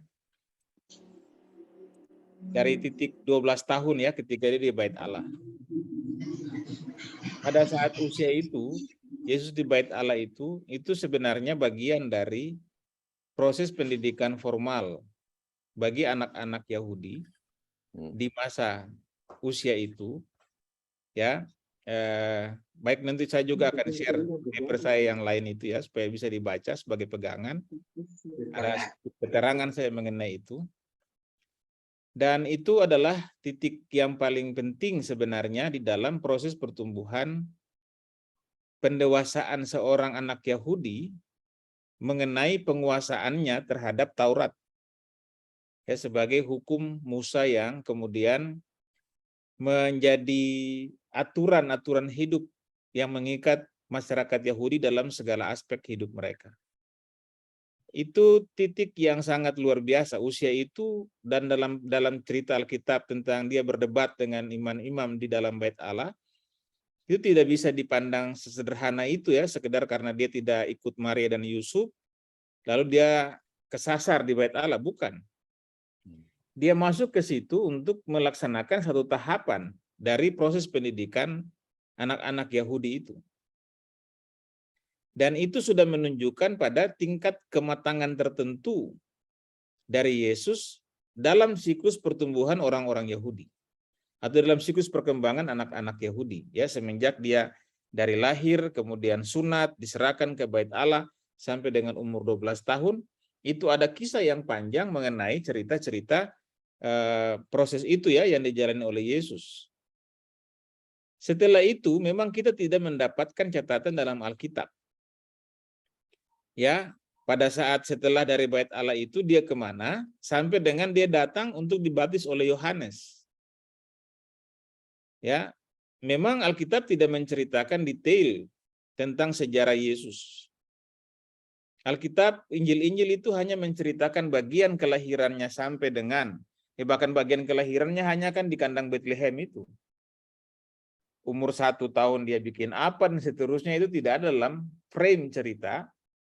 Tapi dalam tulisan-tulisan yang lain di luar Alkitab, ya, ada catatan bahwa proses itu setelah dari Bait Allah itu adalah proses yang Yesus jalani sebagaimana orang-orang Yahudi yang remaja dan kemudian beranjak dewasa. Sama dengan proses-proses yang berlangsung di dalam tahapan kehidupan manusia. Nah, karena itu kalau misalnya ya kita mengambil perkawinan di Kana, contoh, perkawinan di Kana sebagai salah satu titik poin munculnya Yesus sebagai Tuhan, ya, dan kita membaca betul dialognya dengan Maria ibunya ketika anggur saudara mereka itu habis dan Maria meminta Yesus mengadakan tanda mujizat. Apa yang Yesus katakan kepada Maria? Waktuku belum tiba. Ungkapan ini penting, Bung Oni, ya. Waktuku belum tiba. Ungkapan ini penting untuk mengingatkan kita bahwa dalam proses di usianya itu sampai kepada saat itu adalah proses penggemblengan diri Yesus sebagai pribadi anak orang Yahudi di dalam hidup masyarakat. Dan dia masuk ke dalam seluruh struktur hidup masyarakat Yahudi, menjalani apapun yang dijalani juga oleh masyarakat Yahudi secara umum. Ya, bahkan mungkin juga berpindah dari satu tempat ke tempat yang lain karena ada catatan bahwa dalam masa-masa tertentu dia hidup di Mesir. Gitu ya. Dan proses itu adalah proses yang memang menjadi bagian dari tahapan pendewasaan seorang anak Yahudi.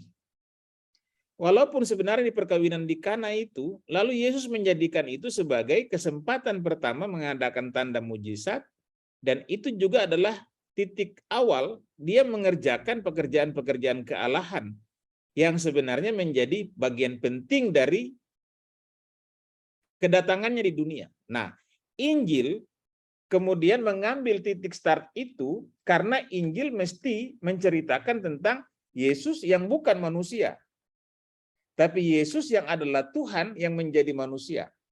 Makanya titik poin yang diceritakan di Injil adalah itu. Jadi Injil tidak memasukkan ya dalam sejarah kanon ya, dalam sejarah kanon Alkitab tidak memasukkan catatan-catatan lepas yang lain ya yang menceritakan tentang masa-masa tertentu dari hidup Yesus, melainkan dia hanya menceritakan bagian yang paling penting bagi Injil, yaitu ketika Tuhan itu atau Yesus melaksanakan pekerjaannya sebagai Tuhan. Ya, karena itu dia mengubah air menjadi anggur.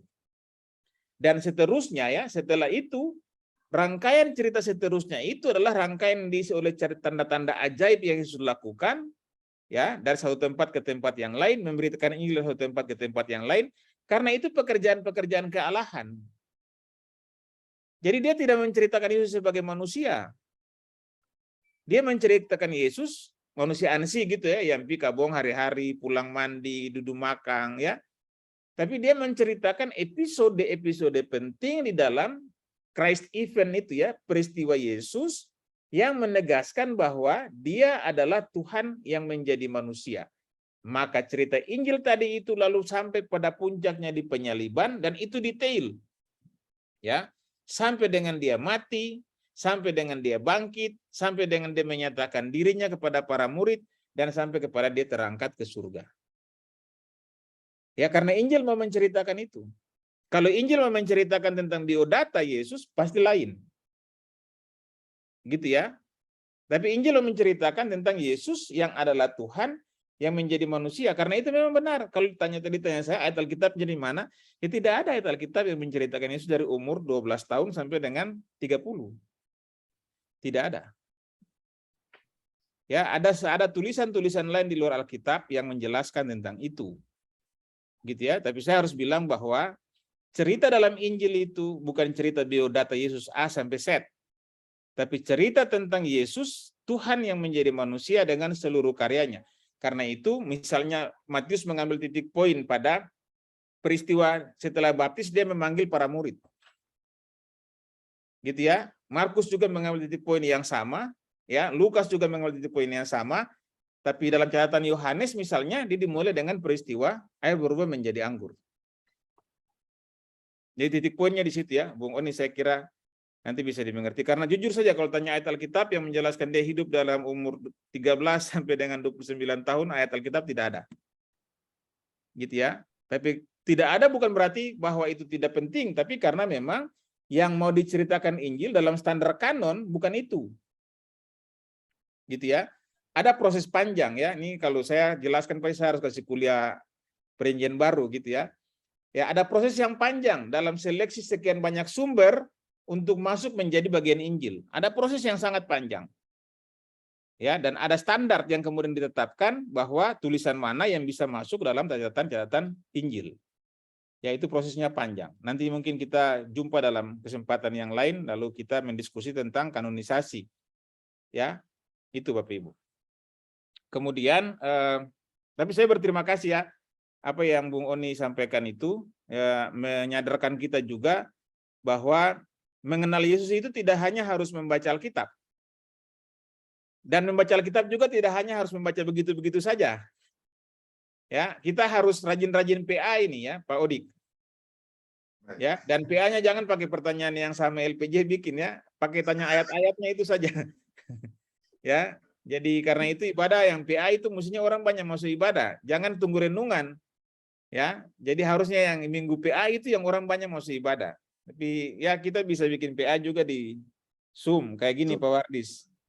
Kalau dulu di Rumah 3 itu kita punya grup namanya Rumah 3 Bible Club. Jadi Bung Oni terima kasih ya. Saya kira nanti kita diskusikan lebih lanjut. Siap. Kemudian Bapak Pendeta, ya saya kira itu suatu informasi dan tambahan. Ya Pak, terima kasih ya Pak atas penjelasannya. Oke, danke Bung.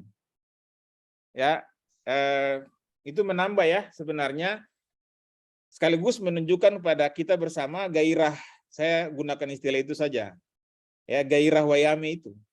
Di dalam konteks masyarakat majemuk di era transformasi digital ini, ya gairah wayame itu yang mesti kita hidupkan. Wayame itu adalah sebuah lingkungan sosial yang melakukan kritik habis-habisan terhadap kecenderungan jatuhnya humanisme di Maluku. Kalau saya harus menggunakan istilah itu. Ya, bayangkan saja dia berdekatan dengan titik api awal kerusuhan Ambon, sebenarnya kan bukan Tantui, tapi Riang. Gitu ya. Dia bersebelahan juga dengan Rumah 3 sebagai salah satu korban terparah dalam konflik Maluku. Ya, setiap hari dia bersebelahan dengan kota Ambon dan dia menyaksikan hingar-bingar kerusuhan di kota Ambon. Tapi dia bisa menjaga komunitasnya menjadi komunitas damai ketika humanisme di Indonesia, di Maluku itu sedang runtuh. Nilai-nilai kemanusiaan kita sedang jatuh. Tapi saya percaya Tuhan juga pakai itu. Tuhan juga pakai wayame untuk mengingatkan kita bahwa tidak ada faedah. Tuhan mengingatkan itu dengan menunjukkan, itu loh. dung di situ ada hidup baik-baik, kenapa kita berkelahi? Dan bagi saya itu gairah wayame gitu ya, yang membuat bahwa saya yakin yang membuat mengapa pelajaran tentang damai itu efektif karena kita masih punya satu contoh. Itu yang tadi saya bilang, kalau karya Roh Kudus bekerja di dalam apa yang kita lakukan, sesederhana apapun yang kita lakukan, itu hasilnya luar biasa karena Roh bekerja di dalamnya. Dia menjadi sebuah pesan yang bertenaga untuk membawa perubahan. Ya, memang tidak salah karena itu kalau kita menjadikan Wayame sebagai laboratorium perdamaian yang hidup. Ya, itu yang juga membuat saya dulu sedikit ya menantang, melawan lah, atau tidak sependapat, bukan melawan. Tidak sependapat dengan program membangun kampung multikultural. Saya bilang kalau kita membangun kampung multikultural, kita akan memaksa masyarakat untuk berdamai. Tapi kalau kita hidupkan laboratorium kehidupan, misalnya Wayame, Poka, Rumah Tiga, Nania, dan lain-lain, kita hidupkan dengan revitalisasi peran masyarakat di dalamnya, itu perdamaiannya kuat. Karena masyarakat punya pengalaman hidup. Jadi dia berdamai bukan dipaksa, tapi dia berdamai sebagai bagian dari kehidupannya sehari-hari. Dan saya yakin bahwa itu yang ditunjukkan Wayame, Pak Odik ya. Jadi saya justru terkesan ketika Pak Odik cerita waktu mau cor pastori itu Bapak Imam marah karena tidak diberitahu, padahal antu dong siap. Itu kalimat yang sederhana, pesan yang sederhana saja. Antu cuma datang marah-marah. Bapak di waktu itu saya bilang-bilang, gitu ya. Tapi nilainya itu luar biasa loh. Nilainya ada pada penerimaan, saling menerima, dan mereka sudah menjadikan kita milik mereka. Itu luar biasa. Ya, dan bagi saya itu yang mesti kita hidupkan terus di situ. Jadi saya berdoa juga ya, aktivitas yang dilakukan Pak Odik di kawan-kawan pemuda itu, AMGPM dengan remaja masjid, itu dia bisa menjadi pesan yang besar ya, pesan yang terus menggaung keluar. Ya, dan itu pesan Injil yang terbuka. Ya, tinggal bagaimana kita melaksanakannya dengan sungguh-sungguh. Nah, itu menurut saya ya, sebenarnya Wayame itu sudah menunjukkan sebuah lifestyle di tengah masyarakat majemuk yang dilanda konflik kemanusiaan. Lifestyle-nya Wayame itu. Wayame itu adalah sebuah lifestyle. Ya, dan karena itu menjadi Wayame itu adalah mempertahankan lifestyle itu, atau mengembangkan lifestyle itu. Lifestyle sebagai orang-orang yang membawa damai. Ya, itu. Saya tidak tahu apakah itu juga sesuai dengan arti nama Wayame itu. Ya. Nanti itu orang-orang adat. Bapak Vence dong punya bab, bukan saya. Kemudian Pak Andre, tadi kami baru diskusi Pak Andre di kantor. Saya baru pulang dari kantor lagi, kita baru selesai bahas rancangan program MPL 2023. Program 2023. Yang Pak Andre bilang tentang 2023 sebagai tahun yang akan, ya kita akan masuk dalam resesi ekonomi itu, bagaimana kesiapan gereja. Ya memang itu yang tadi kita diskusikan panjang juga. Ya saya bilang tadi untuk kawan-kawan ya, MPH dan para staf, jangan lupa bahwa kita belum sesungguhnya pulih dari keadaan kebencanaan, baik bencana alam 2019, karena jemaat-jemaat kita yang rusak akibat gempa itu masih belum tertangani sampai hari ini. Kemudian bencana non-alam, pandemi COVID. Lalu dalam keadaan, entah ini transisi menuju endemi atau apa, saya tidak tahu. Ya, tapi kita kemudian dihadapkan pada krisis global, yang Menteri Keuangan bilang 2/3 negara di dunia akan mengalami resesi ya di waktu dekat ini misalnya ya. Saya ingatkan kawan-kawan tadi di kantor, ya karena itu manajemen kita ke 2023 juga harus manajemen risiko. Ya. Gitu ya. Karena gereja harus tanggap dengan suasana ini supaya ketika misalnya ya kita tidak mendoakan resesi ya. Tapi kalaupun terjadi resesi, kita harus punya ketahanan. Ketahanan iman, ketahanan ekonomi, sosial budaya, itu kita harus punya ketahanan itu. Gitu ya. Saya mengingatkan supaya paradigma kita dalam menjalankan tugas gereja di 2023 itu harus kita letakkan dalam kesadaran kita benar-benar bahwa ada keadaan global yang tidak bisa kita hindari di Indonesia, di Maluku, di GPM, dan itu membutuhkan pula konsolidasi iman. Dan itu menjadi tantangan tertentu juga bagi tugas PI gereja tentunya. Ya, sebab nanti bagaimana misalnya kita ber-PI di tengah keadaan masyarakat miskin. Kita ber-PI di tengah kelangkaan bahan bakar minyak. Dan sekarang kemahalan ya. Sekarang kemahalan, mungkin besok kelangkaan. Kita ber-PI di tengah kelangkaan sembako atau bahan-bahan konsumsi. Kita harus ber-PI di dalam konteks itu. Kita mesti melayani bergereja dalam konteks itu di kemudian esok ini. Ya, mungkinkah juga kita ber-PI di tengah situasi sosial yang carut-marut? Akibat kita masuk krisis global, tapi ada sebagian orang yang berpikir tentang apa? Power sharing di 2023-2024. Pembagian kekuasaan di pemilu. Jadi dalam masyarakat yang sedang seperti itu, ada orang yang sementara mengkonsentrasi diri dan perhatiannya bagi perebutan kekuasaan, misalnya di 2024. Dan jangan-jangan kondisi kemiskinan ini menjadi tema-tema kampanye. Ini sudah harus kita pikirkan secara bersama-sama.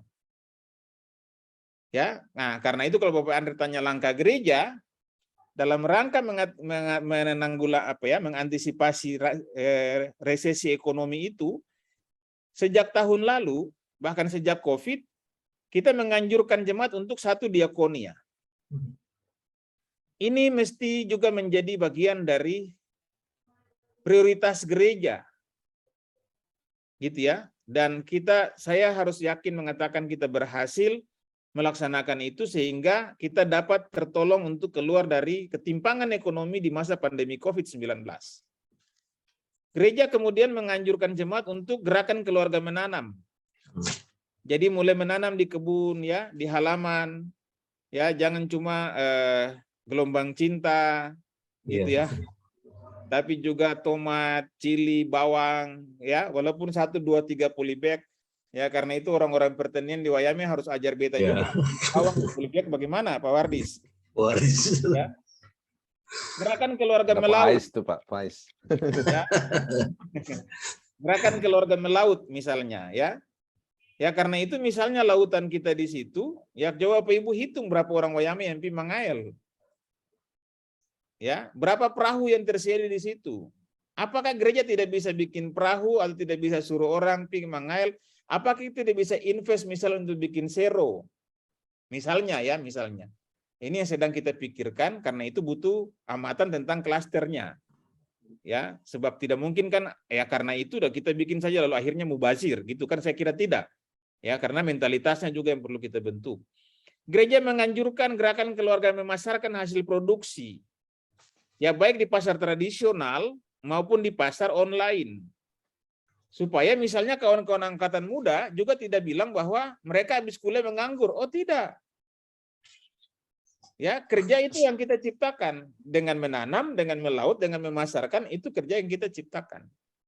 Intinya, gereja menganjurkan semua keluarga GPM saat ini, mulai dari 2021 ke depan, setiap hari itu mesti ada aktivitas yang berdampak ekonomi bagi rumah tangga. Itu Injil yang memanusiakan.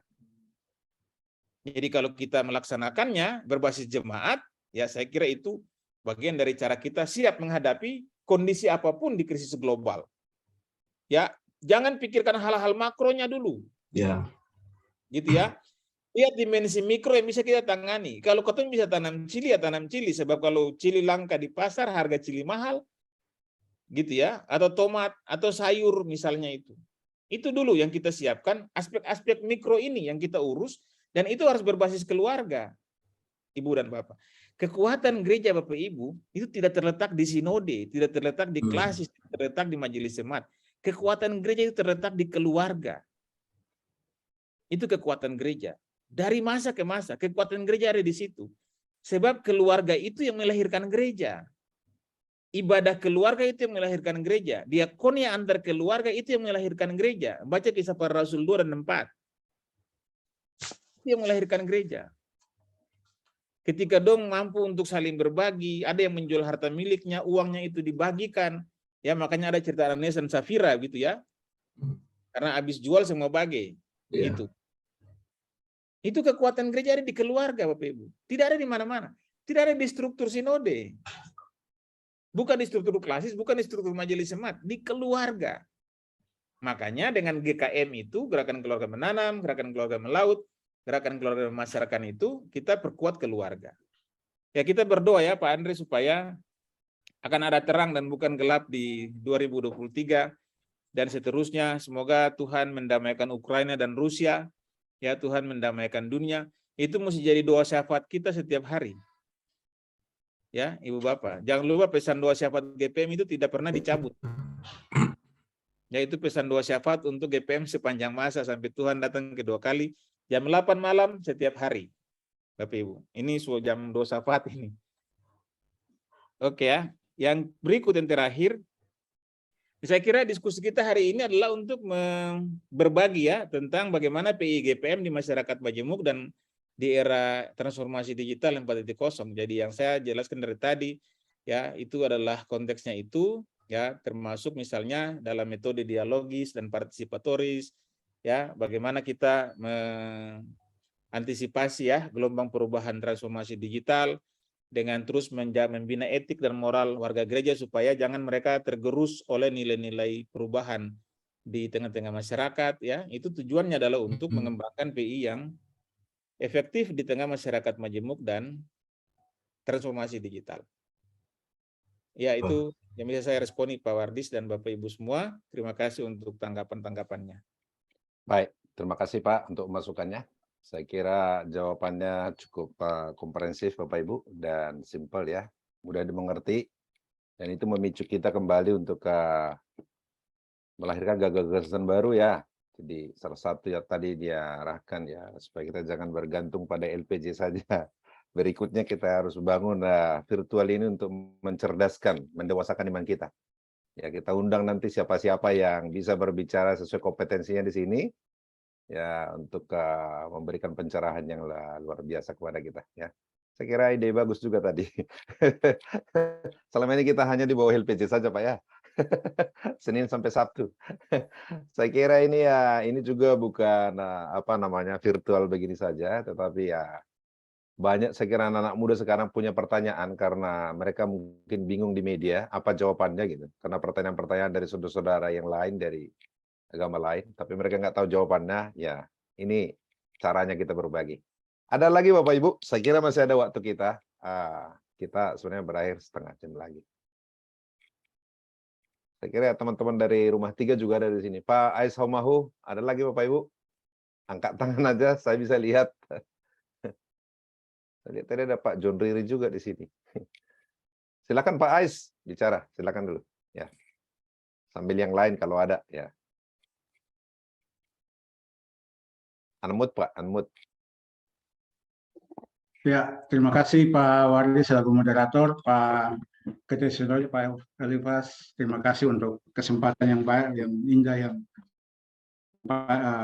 berbagi dengan kita di sini. Ada hal menarik yang ketika kita bicara PI, Pak, seringkali ukuran keberhasilan PI itu adalah dengan pendekatan, keberhasilan itu dengan pendekatan fisik. Membangun gereja, membangun itu, dan dianggap bahwa itu yang berhasil. Tanpa melihat bagaimana PI terhadap pembangunan keumatan. Jadi fisik yang kesehatan lah dan sebagainya, itu kalau berhasil dianggap itu PI-nya berhasil.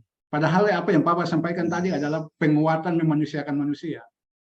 Itu yang mungkin yang harus menjadi perubahan dari kegiatan fisik itu penting, tapi memanusiakan manusia itu jauh lebih penting daripada apa yang kita lakukan. Itu yang pertama yang menurut beta komentar seperti itu. Yang kedua, ketika kita tadi Bapak bicara dan sampaikan bagaimana tentang Wayame, di Wayame ketika konflik kemanusiaan terjadi, kita tidak pernah berpikir bahwa itu kita lakukan pekabaran Injil secara teori, tapi aplikasinya kita jalankan. Jadi waktu itu kita belum memahami bagaimana menerapkan PI secara baik, tapi aplikasinya kita jalankan. Tadi Pak bilang ketika Pastori dibangun, itu Cor dan Imam Mara, pada tengah-tengah konflik terjadi antara tahun 99 sampai tahun 2001, di Wayame itu ada 2 kegiatan pembangunan rumah ibadah, gereja dan masjid. Pada hari-hari tertentu, saudara-saudara kita Muslim datang membangun gereja, dan hari tertentu kita yang ada di tim itu membangun masjid. Dan itu bentuk aplikasi daripada PI sebenarnya kalau kita bicarakan dalam konteks toleransi, dalam konteks dialog, sampai dengan ada dialog antara yang kita bangun. Tidak terstruktur untuk menjaga bagaimana harmonisasi hubungan antara masyarakat di kemajemukan. Dan itu mungkin kunci yang membuat kita bisa bertahan. Kuncinya adalah seperti itu, komunikasi yang paling penting.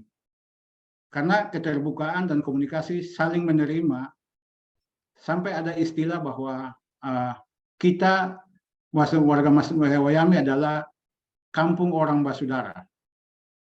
Itu yang dibangun oleh tim yang tadi Pak bilang tim 20, dan beta mau sampaikan bahwa kami sedang menyiapkan kaderisasi untuk tim ini tetap berlangsung dengan tantangan yang berbeda. Jadi tim ini mungkin yang kebetulan beta dan beberapa teman ada di situ, dan kita sudah berada pada umur yang sudah di atas 60 rata-rata, dan kita sementara menyiapkan adik-adik angkatan muda untuk membentuk tim itu. Jadi ada 10 dari komunitas Kristen dan 10 dari komunitas Muslim yang kita akan cari sesuai dengan kriteria yang itu yang kita itu sebenarnya menurut saya adalah bentuk-bentuk PI dalam bentuk dialogis antara perbedaan. Kalau kita catat berapa sih besar PI yang kita lakukan di luar komunitas Kristen, di luar komunitas gereja? Mungkin belum terlalu banyak. Yang adalah kita lakukan PI untuk membangun kita saja. Tapi tadi Pak bilang di daerah Majemuk ada pluralisme, toleransi, intoleransi dan sebagainya. Kita harus mungkin sudah jemaat-jemaat tertentu atau anak-anak muda tertentu sudah bisa membangun komunikasi, membangun dialog untuk berbeda dalam melakukan PI. Yang penting bahwa kita melakukan PI tanpa bersama dengan mereka, tanpa identitas kita itu berubah. Itu yang paling penting. Kita harus menjadi identitas kita sebagai anak-anak Tuhan. Kita tidak bisa sebagai orang yang secara vulgar menyampaikan firman kepada mereka, tapi bagaimana tindakan kita mengajak mereka berdialog, ada bersama, dan itu mungkin menjadi PI yang kita bisa terapkan untuk saudara kita yang di luar kita. Berbeda dengan kalau kita lakukan dengan sesama kita, itu kan gampang kita sama, tapi kan dengan di luar pemikiran-pemikiran perbedaan, intoleransi ini yang kita harus menjaga untuk jangan timbul konflik di antara kita yang tidak menguntungkan bagi kita. Itu tadi bahwa pendeta bilang bahwa apa yang disampaikan tanggal 11 November itu memang berulang kali kita bicarakan dengan pemerintah desa dan sudah disanggupi. Mudah-mudahan ini akan menjadi tonggak bahwa kebersamaan itu, perbedaan itu sesuatu yang niscaya, dan kebersamaan itu adalah sesuatu yang indah. Itu yang mungkin yang akan diupayakan dan Wayame, dan mudah-mudahan ke depan kita tidak lagi melihat orang yang berbeda dengan kita sebagai musuh kita. Tapi orang yang berbeda dengan kita adalah sahabat kita, teman kita, dan bagaimana kita memperlakukan mereka sebagai kita memperlakukan diri kita sendiri. Mungkin itu beberapa catatan yang saya mau tambahkan untuk dan mungkin kalau Pak mau memberikan sesuatu untuk kita di malam ini, dan terus terang Pak, harapan saya mudah-mudahan bentuk dialogi seperti ini bisa terus dikembangkan terutama oleh teman-teman majelis untuk kita bisa membuka pemikiran, karena saya lihat mungkin tidak banyak orang yang hadir malam ini, saya tidak tahu kenapa, tapi sebenarnya ini materi yang sangat baik untuk pengembangan penginjilan, pengembangan pemberitaan firman yang lebih komprehensif, lebih mudah dicerna, apalagi dengan era global, teknologi digital dan sebagainya. Ini kita sudah harus melihat ini lebih baik jauh ke depan. Mungkin itu Pak, terima kasih. Baik, silakan Pak, mungkin ada tanggapan. Pak Ais, saya kira itu justru semakin memperjelas ya apa yang saya katakan, dan ya itu refleksi kehidupan ya. Dan saya tidak mengomentari lebih lanjut ya, karena yang Pak Ais katakan itulah fakta yang memang kita jalani dan hadapi di situ ya, di Wayame. Tadi karena itu saya berharap apa yang nanti berlangsung di 11 November itu dia jadi momentum yang mengingatkan kita bahwa kehidupan itu jadi lifestyle kita. Ya, Wayame sebagai sebuah lifestyle di dalam konteks upaya kita membangun Maluku dan Indonesia yang penuh damai. Atau memberi pesan ya tentang kedamaian antar umat beragama. Jadi dia harus jadi momentum baru ya. Dan karena itu saya bilang tadi dia harus jadi lifestyle. Saya setuju Pak Ais ya, justru memang PI itu tidak mesti diberitakan dalam bentuk wujud verbalis Fisik. datang lalu bilang beginilah firman Tuhan, bertobatlah kamu dan berilah dirimu dibaptis. Tidak ya, tapi menunjukkan lifestyle ya. Bapak Ibu baca Alkitab ya, ketika Yesus ya, murid-murid orang Farisi bertanya ya, apakah kita harus membayar pajak kepada kaisar? Apa yang Yesus jawab? Yesus bilang begini, berikanlah kepadaku uang. Dan mereka memberikan uang logam ya, karena uang kartal itu dalam sejarahnya belum ada di waktu itu. Gitu ya. Dan di dalam uang itu dia tanya, gambar siapakah ini? Ya, uang di masa lampau di zaman Romawi itu gambarnya adalah gambar kaisar. Ya, mereka menjawab, kaisar. Apa yang Yesus bilang? Dia tidak mengatakan, Musa berkata kepadamu, atau aku berkata kepadamu, tapi dia cuma bilang, berikanlah kepada kaisar apa yang kaisar punya. Artinya, bayarlah pajak kepada negara. Dan berikanlah kepada Tuhan apa yang Tuhan punya. Karena waktu itu, persembahan syukur sudah tidak lagi dalam bentuk hewan kurban. Tapi sudah diuangkan. Semenjak zaman Salomo itu sudah diuangkan. Ya, dan uang itu sudah dipakai sebagai kolekta, persembahan. Jadi kalau kita terhadap negara harus membayar pajak, dan datang di tempat ibadah harus membawa persembahan, Yesus bilang, bayarlah kepada kaisar apa yang kaisar punya, yaitu pajak. Dan bayarlah kepada Tuhan apa yang Tuhan punya, yaitu persembahan syukur, kolekta. Dia menunjukkan apa? Ya lifestyle kita sebagai warga masyarakat, lifestyle kita sebagai warga atau orang yang percaya kepada Tuhan. Nah, ayat ini juga perlu PA Pak Wardis, karena biasanya di GPM itu ayat ini ditafsir kasih kepada tete nenek moyang punya, baru kepada Tuhan punya. Padahal salah. Makna teks itu bukan itu. Makna teks itu adalah mengajak kita bayar pajak. Makanya Bapak Ibu jangan lupa ajaran gereja kita, warga gereja yang baik dan bertanggung jawab pada negara, itu salah satunya membayar pajak. Jadi yang punya kendaraan motor, urus plat nomornya, bayar pajaknya. Yang simpan denda akhirnya plat mati. Ya, Betul, jadi betul. ayat itu punya arti gitu ya. Jadi saya setuju ya. Saya justru selalu bersyukur kalau ada langkah-langkah seperti itu Pak Ais ya, untuk yang dilakukan di Wayame, dan apa yang Pak Ais katakan itu ya mengingatkan kita tentang apa yang saya bilang tadi, menjadikan Wayame sebagai lifestyle. Ya. Terima kasih Pak Ais. Baik Pak. Terima kasih Pak. Ya. Jadi ini tantangan baru buat Wayame lagi. Ada 3 kata yang disebut ya.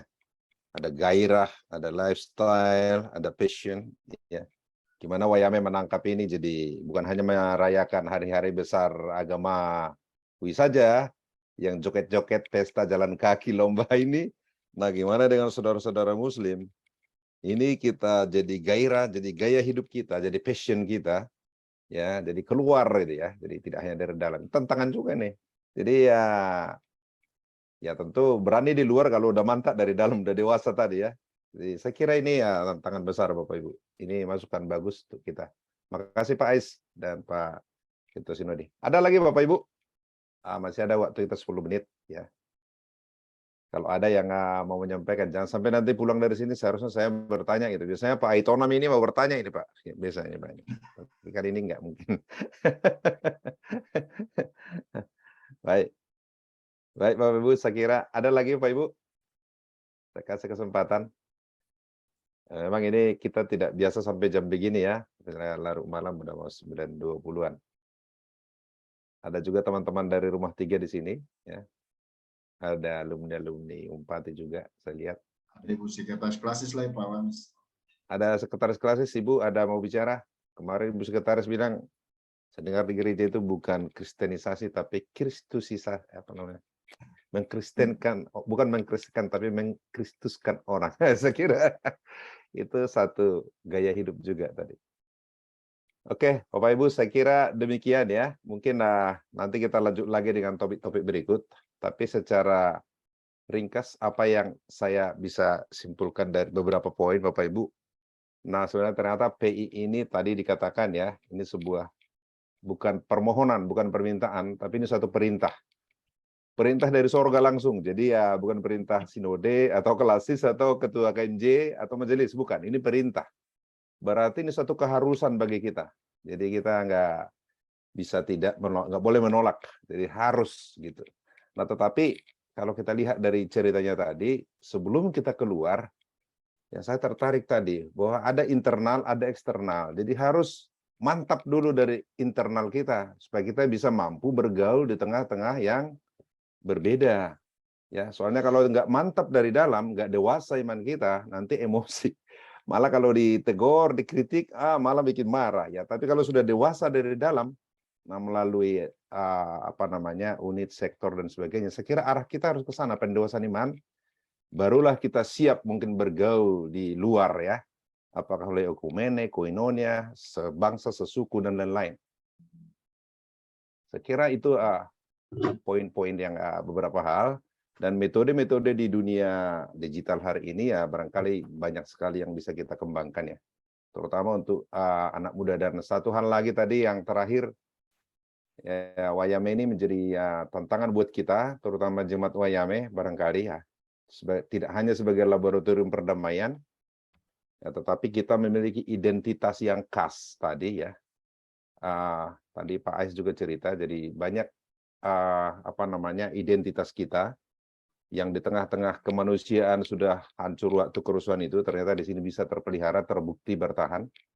Dan ini harus barangkali menjadi gairah ya, passion kita, lifestyle kita yang bisa kita angkat ke depan. Karena tidak hanya melibatkan saudara-saudara kita seiman, tetapi juga yang lain. Sehingga misi tujuan kita memanusiakan manusia itu ya, sekaligus juga ciptaan ya, bisa perlahan-lahan terwujud dan diregenerasikan ke generasi berikut. Terima kasih Pak Livas Tomix Mas Petela, Ketua Sinode GPM yang sudah memberikan gagasan, pikiran, pencerahan, inspirasi buat kita semua. Ya, saya juga. Dan teman-teman semua, terima kasih sudah bertahan sampai tadinya sampai 60, 58, sekarang 53, tapi masih 50-an. Dan banyak juga mungkin saya kira satu Zoom itu ada beberapa orang. Ya. Terima kasih banyak sekali lagi Pak dan Bapak Ibu yang sudah bergabung di sini dan memberikan perhatian. Mudah-mudahan Tuhan memberkati kita dan juga Bapak Ketua Sinode. Dan kita nggak bosan-bosan, berikutnya kita akan bikin lagi supaya hidup. Ya. Dan berikutnya saya kira sebelum kita tutup dengan doa, saya serahkan kepada Pak Ketua KMJ dulu. Mungkin sekaligus nanti pimpin kita dalam doa. Silakan Pak. Waris, terima kasih. Pak Ketua Sinode, terima kasih ya untuk seluruh hal yang diberikan. Sama Pak Odi. Dan Ibu Bapak sekalian, ini kita nanti akan bicara di Majelis Jemaat untuk katakanlah setiap bulan ada tema-tema khusus yang nanti kita buat seperti ini Zoom. Dan karena itu Pak Ketua Sinode, nanti kalau berkunjung kita ada minta lagi, kita minta papung pikiran dan kehadiran buat kita di Wayame selain nanti narasumber yang lain. Jadi beta pastikan kepada Ibu Bapak sekalian bahwa nanti kita akan bicara dan bisa saja diatur setiap bulan atau 2 minggu sekali kita akan buat. Sekali lagi untuk wawasan jemaat ini, cara pandang kita dan bisa berdampak untuk perilaku kita,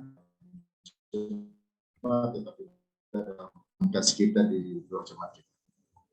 Saya kira itu saja, dan mari kita berdoa mengakhiri perjumpaan kita di Zoom malam ini. Mari kita berdoa. Ya Tuhan Allah di surga, kami bersyukur dan berterima kasih untuk kasih dan kemurahan-Mu yang selalu memelihara kami. Kami bersyukur untuk kesempatan kami berjumpa di webinar ini. Kami mendapatkan pencerahan dari Bapak Ketua Sinode berkaitan dengan tema yang baru saja kami bahas, bagaimana tertinggi dalam konteks Majemuk dan dalam era digital. Tuhan, biarlah apa yang telah dibagikan oleh Bapak Ketua Sinode kepada kami dapat kami mengerti oleh kekuatan kuasa Roh Kudus-Mu, dan kami dapat juga sampaikan kepada sama jemaat kami yang tidak sempat mengambil bagian, sebagai bagian juga dari upaya untuk membuka informasi, menyampaikan hal-hal yang menjadi pikiran gereja, dan itu dapat menggairahkan kami sebagai gereja di jemaat ini untuk terus melaksanakan tanggung jawab BRPI sebagaimana perintah Tuhan bagi kami. Kami berdoa kepada Bapak Ketua Sinode yang telah memberikan materi ini bagi kami. Tuhan memberi hikmat kepada beliau, Tuhan menjaga, melindungi, memberikan kesehatan kepada beliau dalam tugas-tugas baik di keluarga bersama dengan ibu dan anak-anak dalam seluruh keberadaan dan tumbuh kembang anak-anak. Memberkati beliau dalam seluruh kerja-kerja pelayanan di gereja ini sebagai pimpinan gereja bersama-sama dengan pihak sinode yang lain, tapi juga tugas-tugas di masyarakat, di Maluku, bahkan di bangsa dan negara ini. Tuhan Allah senantiasa memberi hikmat kepada Bapak Kekasih dalam seluruh kerja-kerja yang dilakukan sehingga berdampak bagi kemaslahatan banyak orang. Kami berdoa bagi kami sebagai peserta webinar, Tuhan memberkati dan menguatkan kami dalam tugas-tugas dan peran kami di mana saja kami lakukan, dan biarlah juga berdampak bagi kebaikan bagi kami tetapi juga bagi kehidupan sesama yang berjumpa dengan kami. Umat Tuhan di Wayame dalam seluruh keberadaan hidup malam ini dan kemudian akan memerintahkan tubuh Tuhan menjaga melindungi umat ini. Berdoa bagi gerejamu mana-mana gereja Protestan Maluku dalam kerja-kerja pelayanan, kerja-kerja persekutuan, kerja-kerja untuk mendatangkan kebaikan bagi sesama dan lingkungan. Tuhan memberkati gereja. Kami berdoa bagi masyarakat bangsa dan negara kami. Tuhan memberkati para pimpinan yang ada dari di pusat sampai ke daerah-daerah. Situasi-situasi di waktu esok yang kemudian telah dianalisis oleh berbagai pihak bahwa nanti dunia akan gelap, dunia akan suram. Kami percaya bahwa Tuhan yang punya bumi, Tuhan yang punya kami. Kami tetap berdoa Tuhan tetap memberikan yang terbaik bagi dunia ini.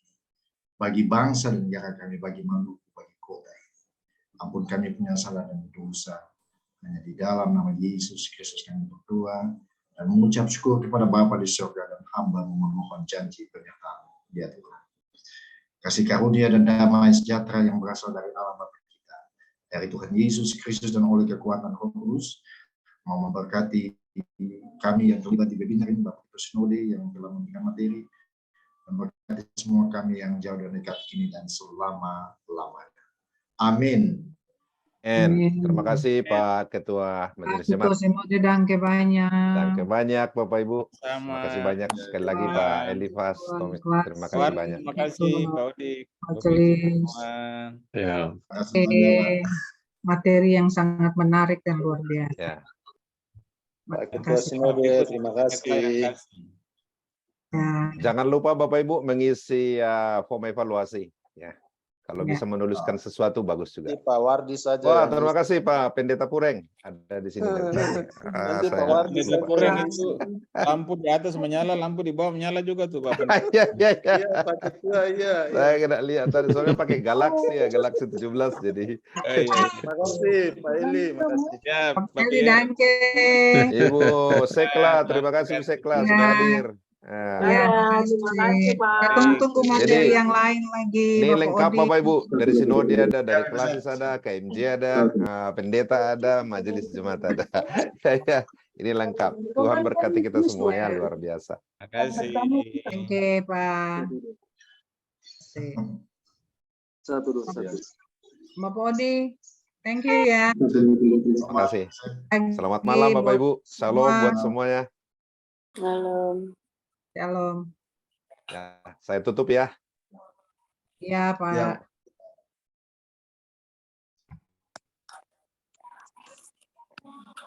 Kita live Ibu Bapak. Dia danke dia. Iya Pak, sama-sama. Tuhan memberkati biar di Jakarta tapi bisa bantu ya. Ya. Bu Bapak kita live ya. Usul saja, kalau boleh rekamannya di-share, Pak. Oh, siap, Kalau siap. tadi ada masih recording itu kalau bisa di-share supaya karena itu ada penjelasan-penjelasan tentang PowerPoint tadi lebih mendalam bagus, Pak. Kalau bisa di-share untuk Baik. ketong. Baik. Ya, Baik, Pak saya Ais, nanti di-share. Bu Bapak jangan lupa itu ya, survei itu evaluasi jangan lupa Ya. diisi ya. Pak Kanjeng itu saya isikan dia punya apa? Waktu itu tidak valid, terus saya bingung ini untuk mengirimkannya. Dia bisa jelaskan ya, atau Madi? Iya, mungkin bisa jelaskan Ibu Desi. Itu tadi beta bikin akan punya tanggal itu kan 13/10 itu. Beta kirim akan sing bisa. Akan tidak valid. Padahal setelah tanggal 13 Oktober. Nanti coba dilihat kalau Di misalnya kuesioner ya Ibu Lady. Iya. Di kuesioner ya. Itu Itu kayak takutnya di jamnya yang salah. iya, Jamnya tuh harus 9 berarti waktu tadi ketik 19 tapi dia yang terbaca kayaknya makanya tidak valid. 19.00. Harus Iya. 19.00. Iya, tapi kayaknya Jadi dia, kalau cuma 19 saja itu kita 19 sudah saja tidak akan jadi. Beta juga invalid, jadi beta kasih ganti ke 19.00 dia bisa masuk. jadi beta bikin 19.00. Coba beta ulang ya. ya, nanti diisi saja ya Ibu Bapak ya. Mungkin karena beta waktu WIB kali ya, mesti menyesuaikan kali ya. Nanti coba. Oh iya betul. Langsung di Barat tadi Jogja jadi. Sehat selalu Ibu Lady. Waktu itu Amin Pak Kanjeng. waktu WIB. Kita dong Pak Kanjeng. Pak Ais. Oke. Selamat malam, terima kasih.